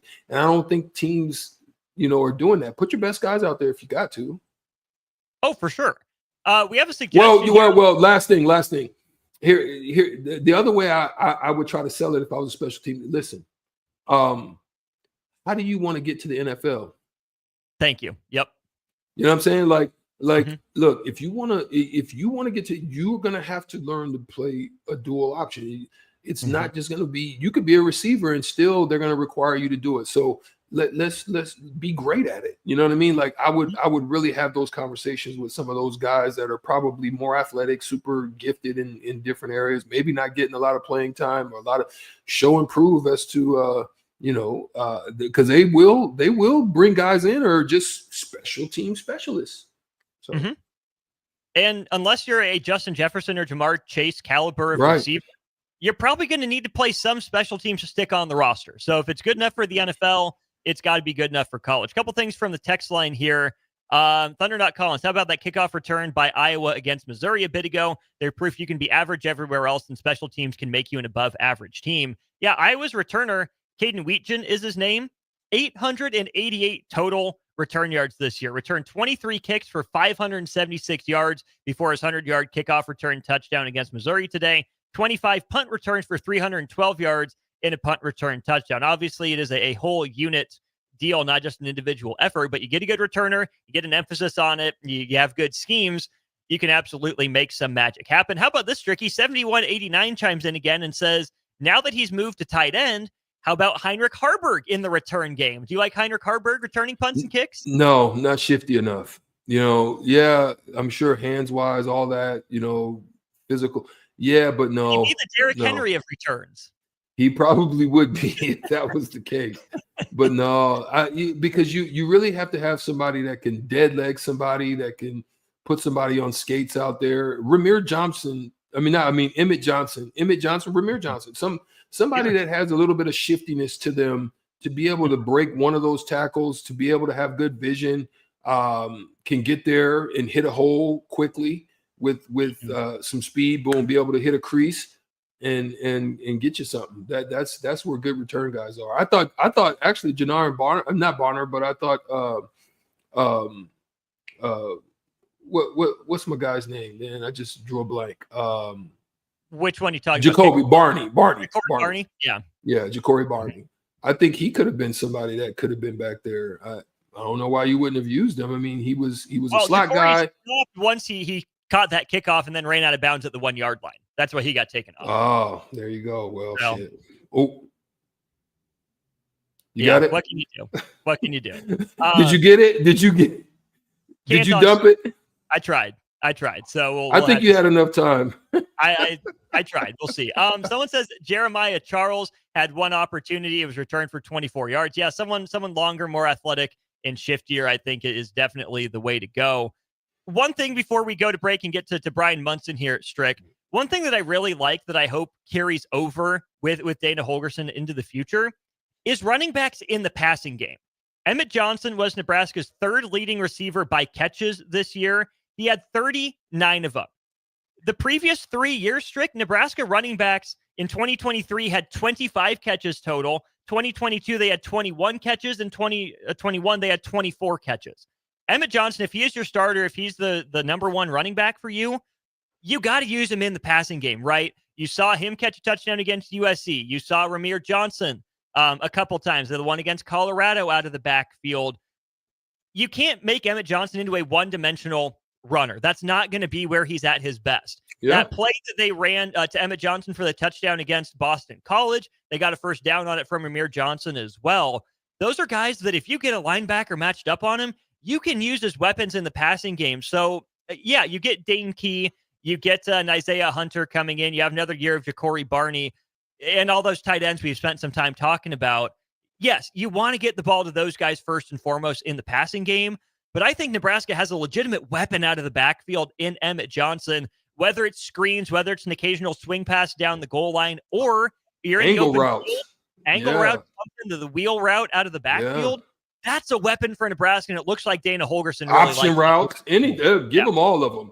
Give them all of them. I don't think we were as creative as we could have been in the screen game. I think our screen games were pretty simplified for the most part, but I think this is where you want Dylan Raiola to be really good and learn this offseason. One, in the play action game, you definitely want him to be better there.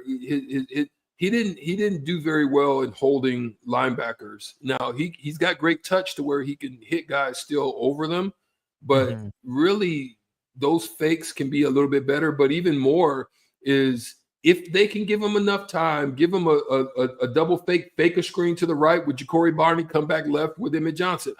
Just things like that, more creativity in the screen game. I think it'll be a little bit better.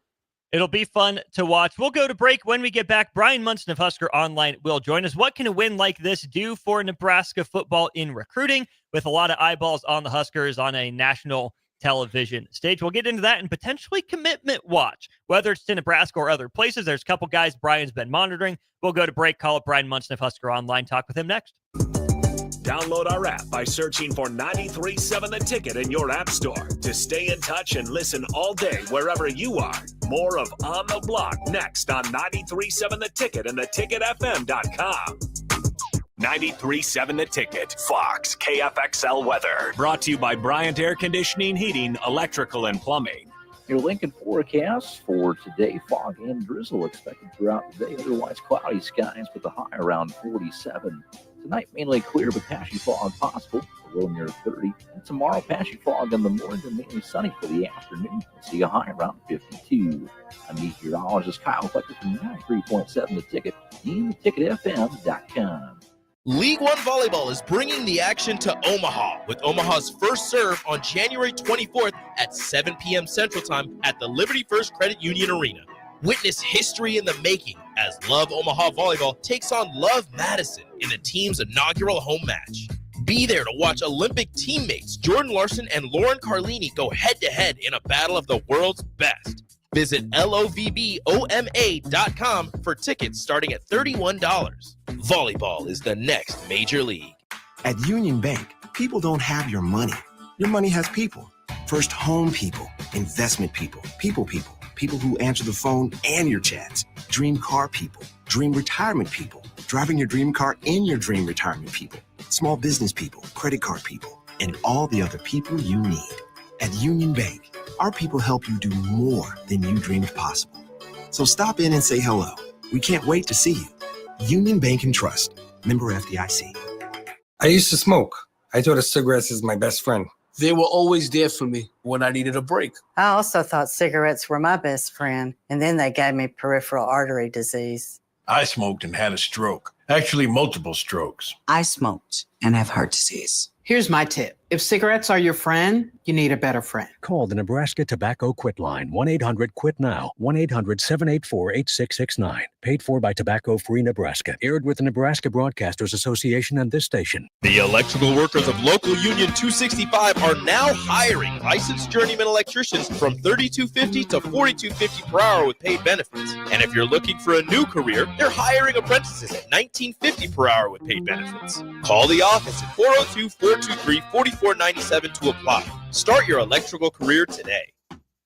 At Farm Bureau Financial Services, we strive to provide you with the right coverages for all your insurance needs by taking the time to meet with you and review what coverages best fit your needs. So whether you're in the market for home, auto, farm, business, life, or a combination of any of these coverages, we can help with making sure you, your family, or your business have the right coverage based on your individual needs. If you would like to review your insurance needs, please contact Ben Spurt with Farm Bureau Financial Services at 402-217-9945 or through email at ben.spurt@fbfs.com. If you're sick of catering from the same places every month, it's time to switch things up.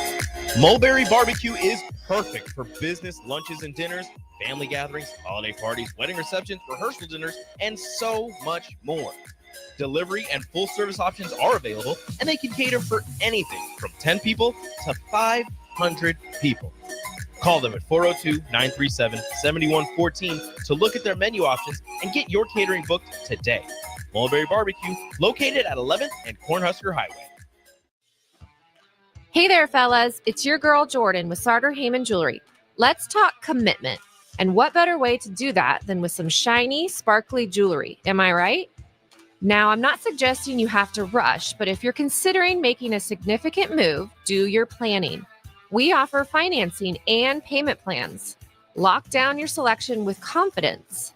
Until next time, this is Jordan at Sartor Heyman Jewelry. Happy shopping, guys. Midwest Bank is proud to be your local community bank right here in Lincoln. This is Travis with Midwest Bank, now with 2 branches conveniently serving Lincoln and 8 other locations across Nebraska.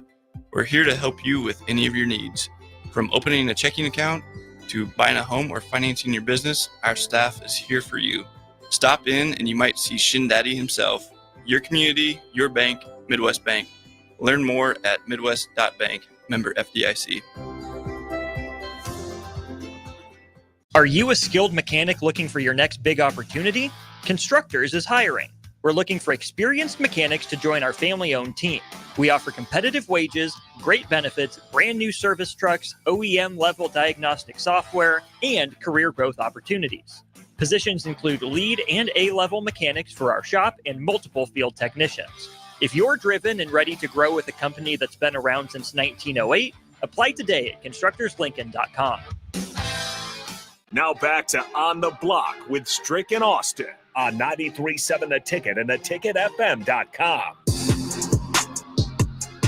This is On the Block, brought to you by the great people at Nebco. We also want to thank our friends over at Allo Fiber. That's where they understand the importance of exceptional service with local heart. They give us access to channel 961 on their cable package, as well as sponsor our VIP line.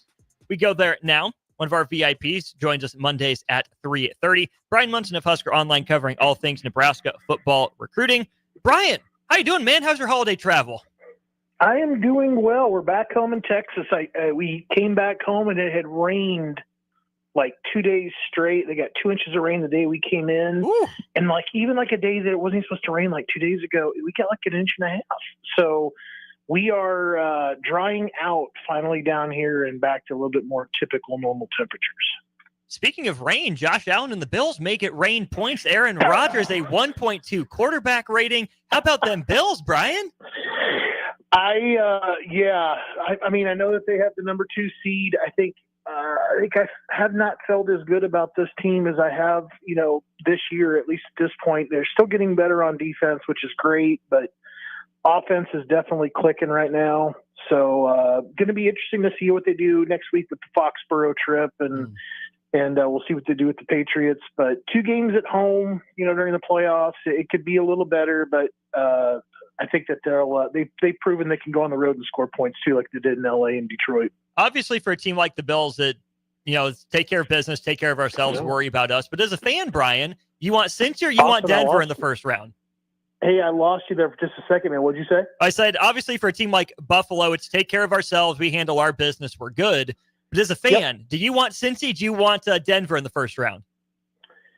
I would prefer Denver. I know that's a tricky answer, right? Because Nix has shown that he's a pretty good quarterback. They're very well coached, and Burrow, however, quietly is having a heck of a season. I think they have enough guys down the field too that really would give Buffalo a hard time. I think Buffalo could score with either one of them, but I think I would prefer to see Denver the first round. Totally fair. Well, that postseason comes up in a couple weeks. We are now through the postseason for Nebraska football. They wrap things up with a 20-15 win in the Pinstripe Bowl over Boston College. What stood out to you about Nebraska in that game, Brian, the 5-point win for the Huskers in the Bronx? Young guys. I mean, I think you have to go ahead and bring up the young guys that had an impact. Donovan Jones, Shavers, Lenhart. Mine is going blank here a little McGahee. bit. Yes. Benning a little bit. I thought Van Poppel played pretty well when he was in there. Quite silently, kind of a little bit more like a Jordan Ochoa, played pretty well too for a walk-on guy a year ago. I think that there's a little bit more there than what people are kind of suspecting that there is. Number one, I think that maybe when you see that, you have to go back and kind of give credit back to Rule and his staff, like how they've managed their practices and how they're developing depth, even during those redshirt seasons. That was always that's something to kind of take away there. I think that Nebraska has a lot of things to work with. I mean, they do have some pieces that they're going to have to go ahead and fill in when it comes to the offensive line. I think we'll talk about Portal here in a little bit. I think that Ty Robinson, I think, cemented himself to me as being kind of a steal. Like, I don't know if he's going to get into the second, but if he's a third, fourth guy, he's a absolute steal. The most pressures by any defensive lineman so far this bowl season. So that tells me a lot. I mean, that guy, I mean, it tells you a lot too about a guy that's just, this is it. He's hanging it up after this point, and he's going to go out there and have a very successful last game, and lead basically the nation in quarterback hurries. So, and quarterback pressure. So I felt like that he played like what you would kind of expect him to, and I think he's played himself into a little bit better standing, as he looks at the NFL draft. And maybe the most important thing that Ty Robinson and Nash Hutmacher alongside him did was, yes, help Nebraska back to a winning record for the first time since 2016. But something that Ty and Nash weren't afforded, Brian, was a lot of time to develop. A 6th year for Ty Robinson, a 5th for Nash Hutmacher, and then you get the emergence of a guy like a Keona Davis or Jordan Ochoa in the bowl game. Riley Van Poppel has the opportunity to redshirt. More so than even just 7 wins and a winning record this season, I think that the true benefit of Ty Robinson and Nash Hutmacher coming back will be felt in the next few years because those young defensive linemen weren't forced onto the field early like Ty and Nash were. I think that there's a lot of truth to that. I mean, but that's kind of that organic development way that I think people, I think that's where people think like the way that the cycle should work is like, yeah, the portal out is always going to be there. It's always going to impact you, but typically there should be enough people that are basically, in the pipeline, sitting in the room to where that most of that can be absorbed. And then you can go into the portal. However, when you do find that need for a starter, need for depth, it's like Davia, bringing him in as a quarterback. He's not being brought in to replace Raiola next year, but they have a hole in the room. They have a hole in the depth chart, so they can go out there and get a guy that Holgerson is familiar with and bring him in there and sit him in the room and say, you two will, work against one another, and looking forward to having a competitive, spirited kind of, relationship there in the room. And then you bring in a guy like Latif as well. So I think that's the way that everybody kind of envisions it working. But yeah, I think that, when you start talking about the way you broke it down, you start to think about just how the organic way of development really kind of comes through. And that's where I think you give credit back to the coaching staff and how they're managing those practices throughout the season. You mentioned another name in Donovan Jones, a guy I remember talking to you about when Nebraska got his commitment. For people who might have forgotten about Donovan Jones, what did Nebraska like about him, and what did you see from him in the bowl game against Boston College? I think that there's length. I think that there's a natural instinct playing in the secondary. I think there's a physicality, when it came to how he plays the game. I think that there's a lot of things really there to like, where you could talk about him as playing, multiple spots too. There's a versatility there. Right? He could play a boundary. He could roll back to play rover. He could play free. He could do a lot of different things. I think that's because he has that athleticism, that length, that ability to kind of change things around a little bit. He doesn't have to come off of the field basically to based on whatever package or personnel that they're facing, that he can just stay on the field and roll to a different spot. You mentioned offense as well. Let's switch sides of the ball. Couple big gaping holes on that offensive line. Ben Scott gone, Bryce Benhart gone after 60 games played. I think 54 starts for him. What's it looking like for Nebraska behind those two guys heading into 2025, whether it's on the roster, in recruiting, or the portal? Yeah, and that's like the interesting part, because as we would have ended last season, or as we would have kind of developed, the list as we went through last season, I think you and I would have talked to one another. We would have said offensive tackle is going to be a critical need. Maybe even a Ben Scott replacement, some sort of an interior offensive lineman that has experience, snapping the football. That'd be pretty huge too. So Nebraska did host, a couple of offensive linemen already this season, or through the portal. Isaiah World, Dominic Giedis, the kid that committed to Missouri. There's one other guy in there. Oh, the big one from Washington State, Famo. And he has not committed anywhere yet. Nebraska still could be in the picture for him, and that could be potentially a big time guy. But is he a right tackle? Is he really an interior offensive lineman? I think time will kind of tell there. I think this is a position that we're going to see a board develop. I think that you're going to see some players now that are kind of wrapping up their FCS run. They're going to go ahead and declare, put themselves into the portal. I think that you're going to see some of the teams that are wrapping up their bowl season, and as the CFP playoffs kind of wrap up, I think that there's going to be guys that jump into the portal from there. I mean, Nebraska can start hosting guys as soon as January 1st, and they do have a defensive lineman coming in the third already that we know about, TJ Lindsey, that came out originally out of IMG and went to Auburn as part of the 2024 class. So this could be a really nice pickup as well for Nebraska, kind of a 6'3", 270, interior guy. But Nebraska needs 2, if not 3, portal guys, I think, on the offensive line to kind of feel good about what they've got going into spring. We're talking with Brian Munson of Husker Online here on our Allo Fiber VIP line. And Brian, offensive line, unlike, say, the skill positions or the defensive backfield, not exactly easy to come by. That's one of those developmental positions I think we've seen, and the guys that do get in the portal usually command a bit of a pretty penny. What does the bowl game do on national TV, if anything, for Nebraska in trying to add, upper level talent through the transfer portal? Well, I think obviously, Nebraska was one of those energetic teams. I think that there was a lot. There was some hype. You got put on there against a Boston College team, so a big market team, a Bill O'Brien guy. You have kind of that young quarterback, some flashy offense stuff kind of going on. You had the consistency still that remained, I think, from as you transition from White to Butler when it comes to the defense. So there's a consistency that remains there, and as well as the optimism that kind of goes along with it on the offensive side of the football. So I think right now it's really like a good looking situation.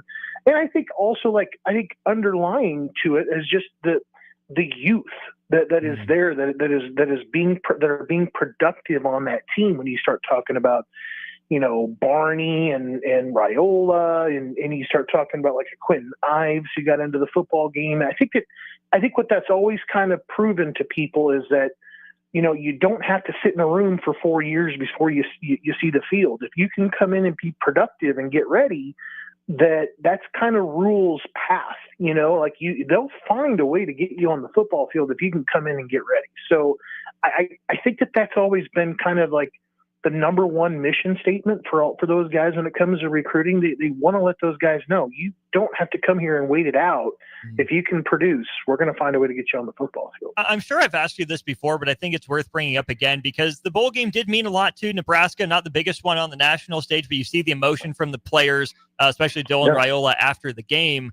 It looks like, Nebraska is ascending, right? They have the Matt Rule year 3 bump coming up, or at least Husker fans hope.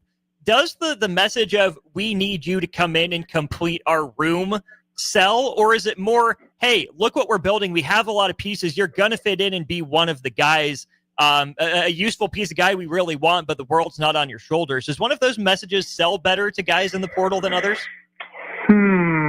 Well, I think it depends on which end you are. When you start talking about, if you compare a couple guys like that Nebraska has gotten like out of the portal, I think that's maybe where I would go ahead and start. Like a Williams Nowerney, like for an example, you start talking about a 5-star plus guy out of high school a year ago. I think what you're doing there with him, obviously, is that you're showing him that there's a path, just basically, and his name can be penciled at the top of the depth chart. I think, though, when you start to kind of like you scan down and you say we have lost these many players in the room, and that is a larger number than the number of starters that we have basically along those positions, like a guy like Gabe Moore, who's been out of football for 2 years. Right, he's transferring in from Mississippi State. He's got nice size. He's a good enough athlete. Like watching him out of high school was kind of interesting because he was really more of an outside edge linebacker. But now he's a 6'4", 290-pound guy that you're going to see like putting him into a 5 or a 4-eye playing defensive end. That maybe has the potential to kind of grow into somebody that can kind of slide down and play into a 3. So I think you have to kind of teach him or tell him and sell it to him a little bit differently. It's more like, we don't have a guy like you on the team. We think that, you can add a lot of value here. However, you're going to have to come in here and kind of show us like what you can do like for us. It's a different pitch that way. And I think there from that, it's like, we don't have that 4i5 guy. You would come in here and sit in that chair. We don't know exactly how many times we're going to need to call upon it, but you could potentially, add some of the things to your, to the toolbox for us. And really you are going to be a depth guy, maybe a special teams guy to start out with as we kind of increase your role. So very different approach, I think, with those guys, but you're able to kind of still show them a path into the playing time, which obviously they weren't getting where they came from. I mean, Williams Nowhere played less than 40 snaps last year at Missouri. Yeah. I mean, he could walk into a very prominent role on Nebraska's defense next year. Is that a good place for Nebraska to be, that they might have a guy that they can plug and play, or is it a little scary getting a guy with that much experience that's going to be relied on so heavily potentially? I think that people, there's good and there's bad, right? You should expect that he is a very talented individual, but I think the thing that goes along with Nowerney is he's a little raw. And I think that people should expect some growing pains, I think, in those particular cases. But when you get a chance to put these guys into an entire spring and you play along, developing chemistry, not just along the defensive line, but as a defense as a whole, you can cover some of that up. And some of those things are teachable moments also in the springs. But that spring is going to be so critical for those positions to kind of come together. They're going to be really molding a bunch of players together during the spring, and it's going to be a very valuable one for sure for those guys to kind of go through together. Two more for you then, Brian. You mentioned special teams, the elephant in the room. Still special teams, not exactly better. As you look at Nebraska on special teams, is Nebraska holding back, maybe putting some more developmental guys out there and not focusing on special teams? Is it guys just not making plays that they're capable of? Is it coaching and scheme? Why is Nebraska still struggling on special teams? Yeah, well, I don't think we should overlook the answer that Matt Rule, or the comment that Matt Rule gave at the end of the game. And that was that, everything is going to get rebuilt basically on the special team side of the football. I think he knows that it's costing them football games. I think we can think of one or two anyway that I think it directly, probably impacted the game, that where they could have probably turned a loss into a dub. And I think they are some guys short. I mean, they went out there and they got a punter, which I don't think, wasn't really the thing against Biskini. I think to go back there and have blocks. I think he was a very consistent guy when he was punting. So you had to go get Jack McAllister, but you did have some snapping problems. So you go out there and you get a Kevin Galick from New Hampshire.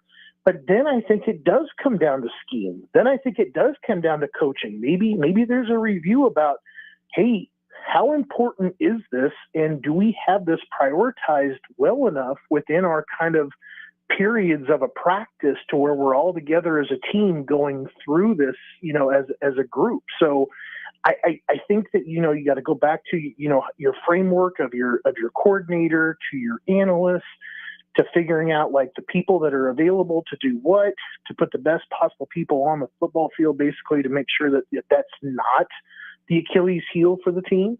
And then really try to go back out there and rebuild this whole thing. Cause I think it could be a combination of a lot of things. It could be that, like what you had said, holding something back. I think that there's some schematics to it. I think there's just like not blocking properly, not knowing where to kind of go with guys. And I think obviously that when you get down to it, like where you get the bad snaps, those guys have got to be ready to go, and they've got to be perfected their craft. And Galick, as you'd seen on his social media, he works extremely hard at that stuff. Last one then for you, Brian, in terms of the actual recruiting, whether it's out of the portal, whether it's some high school guys that are still on the board, month away from National Signing Day, first week in February, anything on your radar that you're tracking that Nebraska's involved with? Yeah, not a lot like with the 2025s that I think I would be overly concerned with as we kind of move into that, like you said, into February. But I think there's a couple of guys of note that people need to maybe pay attention to. You got James Dunnigan, who goes by JJ Dunnigan, the cornerback out of Manhattan, Kansas. He's going to be making a commitment here, I think, later this week. I think it was like January 2nd or January 3rd. And you had Hunter Higgins. Hunter Higgins, the big defensive lineman from Manhattan, Mays. I think it's Mays South. I don't have his high school like right in front of me. But he visited Nebraska 5 times this last year. The Huskers did a great job of bringing in a ton of 2026 guys. They've got to close these players that visited Nebraska multiple times, and particularly the boundary border state guys. Like these are really critical to their entire plan. So Nebraska can get off on the right step right away with the 2026 group with Dunnigan and Higgins. But I would say right now, I think Nebraska is running a close second with both of them. So some ground to make up with both those guys. We will certainly track it. I know I will be tracking it by following along with what Bryant writes at Husker Online and on Twitter at Bryant Munson _ Bryant, as always, appreciate your insight. Appreciate everything you do for us here during On the Block. We'll talk to you next year officially. Happy New Year to you and your listeners, man. We'll talk to you soon. That's Brian Munson with us on our Allo Fiber VIP line. That's where they understand the importance of exceptional service with local heart. We'll take a break. Strick, you'll jump back in for the crossover. I see Jay walking in. We'll do that to close out On the Block right after this. Follow Austin Strick and On the Block on Twitter at Austin Orman, eStrick20, and On the Block 93.7. More of On the Block coming up. Are you a skilled mechanic looking for your next big opportunity? Constructors is hiring. We're looking for experienced mechanics to join our family-owned team. We offer competitive wages, great benefits, brand new service trucks, OEM-level diagnostic software, and career growth opportunities. Positions include lead and A-level mechanics for our shop and multiple field technicians. If you're driven and ready to grow with a company that's been around since 1908, apply today at constructorslincoln.com. Every home is different. Every family is different. So when it comes to a new heating and cooling system, why not get what fits you best? Get the perfect fit with Bryant. Maybe you need higher efficiency, better humidity control, increased warranty, or all the bells and whistles. Bryant provides options. Options in warranty, brand, comfort, and efficiency while maximizing savings. Call 467-1111 or visit BryantLincoln.com. Bryant Air Conditioning, Heating, Electrical, and Plumbing. We do whatever it takes. Midwest Bank is proud to be your local community bank right here in Lincoln. This is Travis with Midwest Bank, now with 2 branches conveniently serving Lincoln and 8 other locations across Nebraska. We're here to help you with any of your needs. From opening a checking account to buying a home or financing your business, our staff is here for you. Stop in and you might see Shin Daddy himself. Your community, your bank, Midwest Bank. Learn more at midwest.bank, member FDIC.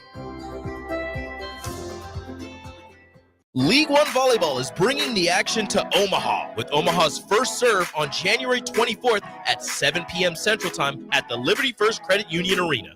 Witness history in the making as Love Omaha Volleyball takes on Love Madison in the team's inaugural home match.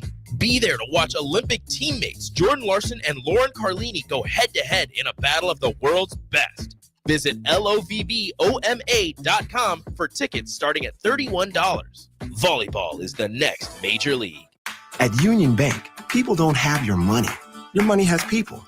First home people, investment people, people who answer the phone and your chats, dream car people, dream retirement people, driving your dream car in your dream retirement people, small business people, credit card people, and all the other people you need. At Union Bank, our people help you do more than you dreamed possible. So stop in and say hello. We can't wait to see you. Union Bank and Trust. Member FDIC. In every office, there's 2 types of people. There are those who bring in bagels and those who eat the bagels that someone else brought in. Everybody likes the first person. Be that first person. Weekday mornings at 7:30, you have a chance to win a business box of bagels from Bagels & Joe. All you have to do is shut up, Sipple. 2 questions for you, 2 for Sip. Win, and the bagels are yours. Lose, well, you don't want to lose. You lost Monday, you lost Wednesday, you're a loser. Shut up, Sipple. Weekday mornings at 7:30, brought to you by Bagels & Joe.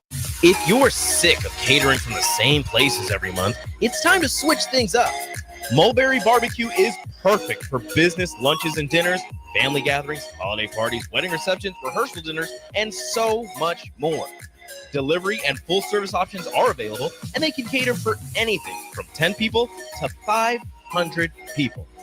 Call them at 402-937-7114 to look at their menu options and get your catering booked today. Mulberry Barbecue, located at 11th and Cornhusker Highway. At Farm Bureau Financial Services, we strive to provide you with the right coverages for all your insurance needs by taking the time to meet with you and review what coverages best fit your needs. So whether you're in the market for home, auto, farm, business, life, or a combination of any of these coverages, we can help with making sure you, your family, or your business have the right coverage based on your individual needs. If you would like to review your insurance needs, please contact Ben Spurt with Farm Bureau Financial Services at 402-217-9945 or through email at ben.spurt@fbfs.com. Now back to On the Block with Strick and Austin on 93.7 The Ticket and theticketfm.com. We are back one final time here during On the Block. Big thanks to Brian Munson of Husker Online for joining us. Austin Norman back with you in studio. Eric Strickland on stream. We got Jay in for the crossover. Full group is back together. Jay, what's up? What up? Guys, there's a very important birthday today. Do you know whose birthday it is today? LeBron. You know whose it is. LeBron James turns 40 years old today. LeBron James, both the oldest and youngest player to be named to an All-NBA team. The oldest and youngest player to have 50 and 10 in a single game. The oldest and youngest to have a 1,500 regular season. The oldest and youngest to go 30-10-10 in a playoff game. And the oldest and youngest player to have 300, 100, and 100 in a postseason. Discuss amongst yourselves. LeBron at 40. Go. Hey, man. Yeah. I haven't seen or talked to Strick in a very long time. I'm not just gonna come in hard on you like that, Strick. You know what I'm saying? I mean, I look at it like this, man. I'm willing to hold on, Strick. You gotta get the regular mic in here. Hold on, Strick. I'm willing, since you never wanted to complete our peace treaty. And you broke the peace treaty. You know what? How did I break it? You did, man. I've heard you so many times throw these little jabs. I get your little DMs that you send me and all that. That's cool. But you know what? I'm gonna say this. Listen, Michael's the GOAT.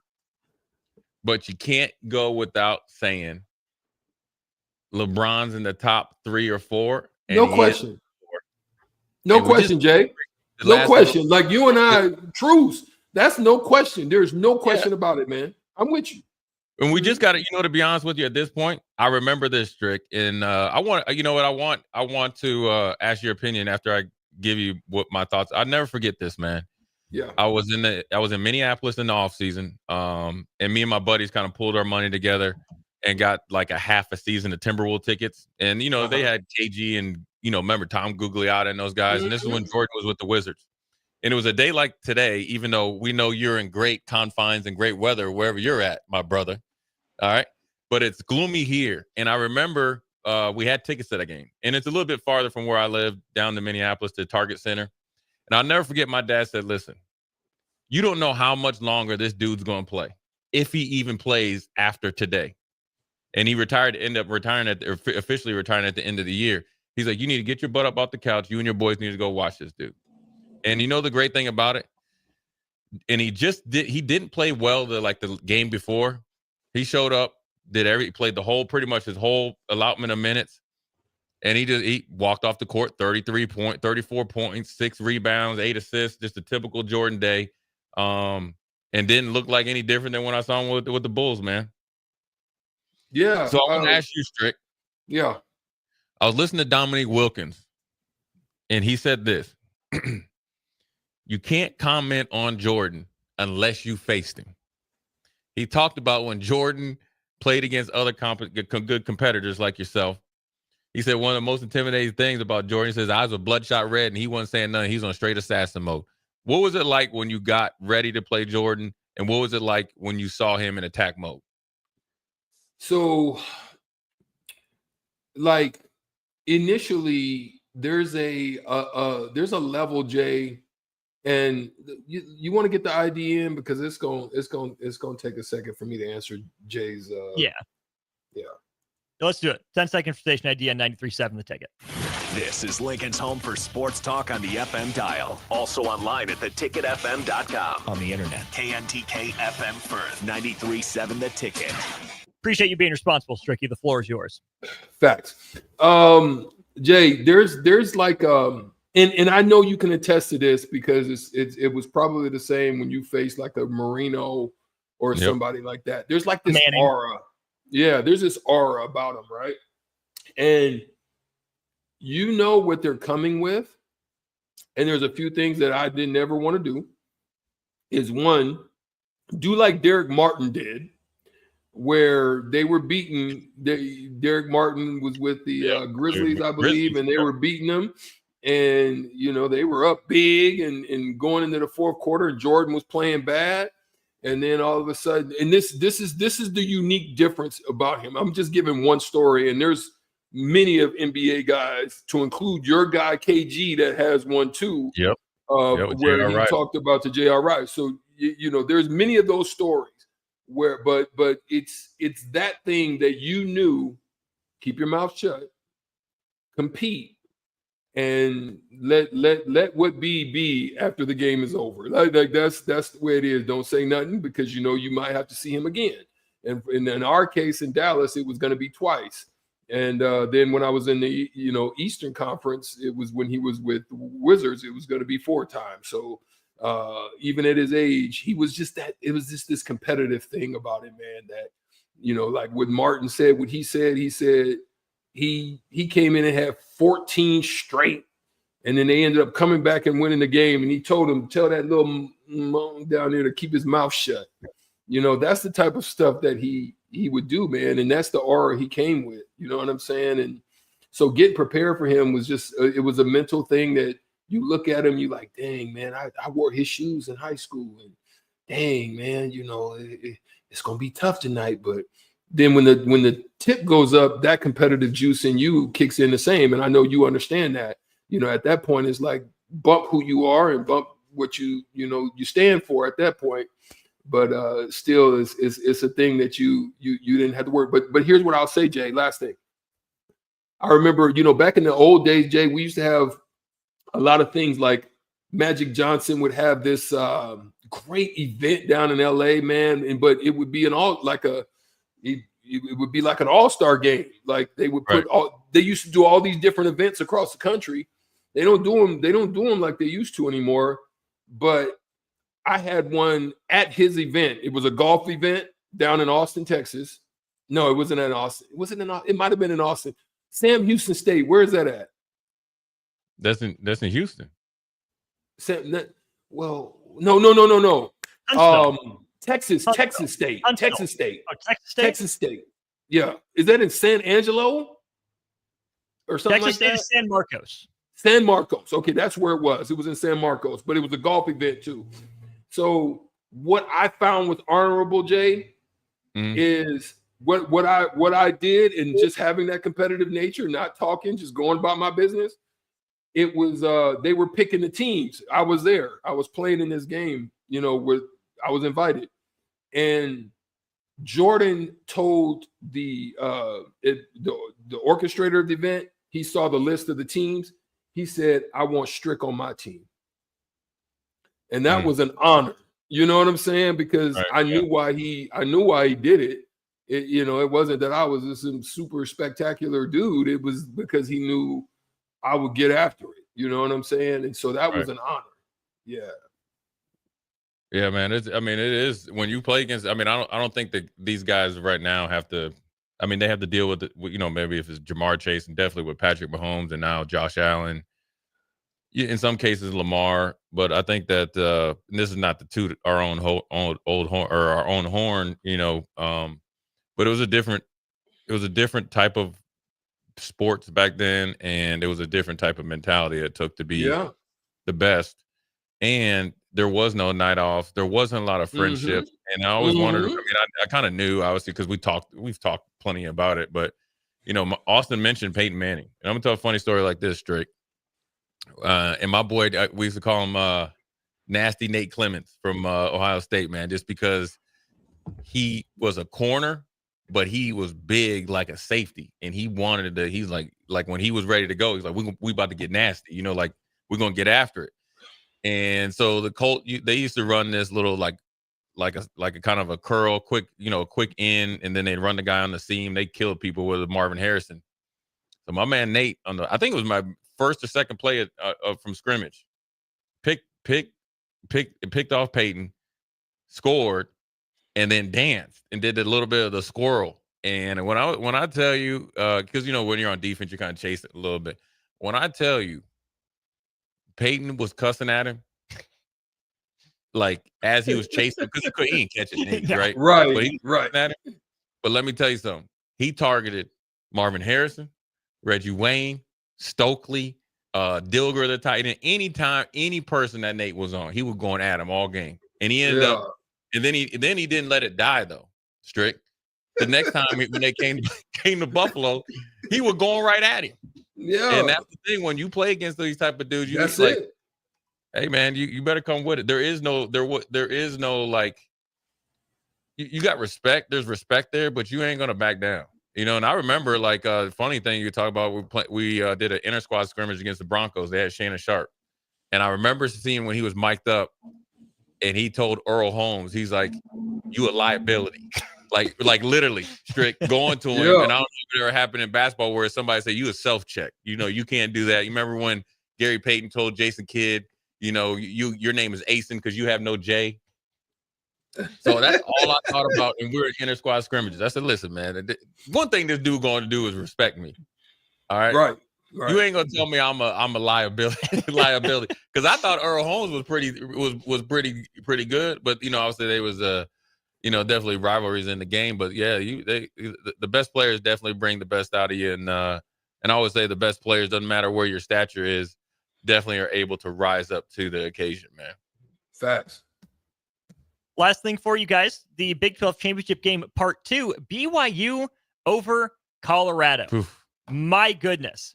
I don't know if that is a knock against Colorado or a credit to BYU. How did you guys view that game? No. Jay, I'm going to give you the honors to finish that off, because I'm not going to be able to speak to it in depth like you are, but I can just tell you this. I love the aggressiveness of BYU all the way across the board. They came in and was basically like, we're throwing everything but the kitchen sink at you, and let it be what it's going to be at the end of the day. And it ended up being a big win for them. I enjoyed watching, and I've always respected BYU. And what's the head coach's name again? Kalani Sitake, yes. And he's been there for a while, had a few downtime, but for the most part, they've been consistent and been winning. And he's there. He's got stability in the program, and he's got his guys consistently playing on a high level. And shout out to them. I feel bad for them, actually, because I thought they were good enough to possibly have been in, but you have a couple of mishaps and it costs you an opportunity. And so shout out to them for finishing it off, though. Yeah, man. I think BYU, you could tell what team prepared to go down there and actually win. Facts. And it's a knock for BYU because they handled their business. They looked in better shape.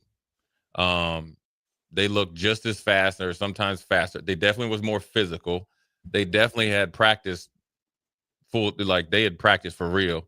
And then it's a knock against Colorado because, to be honest with you, BYU should have probably been in the college football playoffs, but they, kind of stubbed their toe, and they didn't have, a plethora of in the moment games and stuff. And so their schedule kind of got after them a little bit, and they stubbed their toe a little bit. And sometimes, Strick, this is a one-off. You got the future number 1 and number 3 pick, and you got you got a lot of, reasons for Colorado not to show well, but they decided to play. And so I think it's a knock against Colorado, but it's more of a byproduct of, you saw it against Kansas in Kansas City, against the University of Kansas in Kansas City at Arrowhead, where, yes, Kansas was coming in off a 2-game winning streak. Yes, they were. But it's still Kansas, and you're Colorado. You have everything to play for. You win that game, you're in. You go to the Big 12 championship, and you probably are in. You probably are forced in.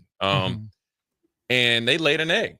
Yeah. And it kind of looked the same. And I bet you BYU said, let's watch this game. And I don't think the moment was too big, but I also think that getting used to playing this type of caliber of football when you don't have the continuity of a foundation of a team really shows out in games against like a Kansas, a team that's, wanting to be there, that has everything to play for. And so do you, but they want a little bit more. And same thing with BYU. BYU doesn't have to really worry about draft entries, portal. They don't, not to the magnitude of Colorado. And then let's not also minimize this, and it falls on Coach Dion and his staff, right? And there's nothing wrong with it.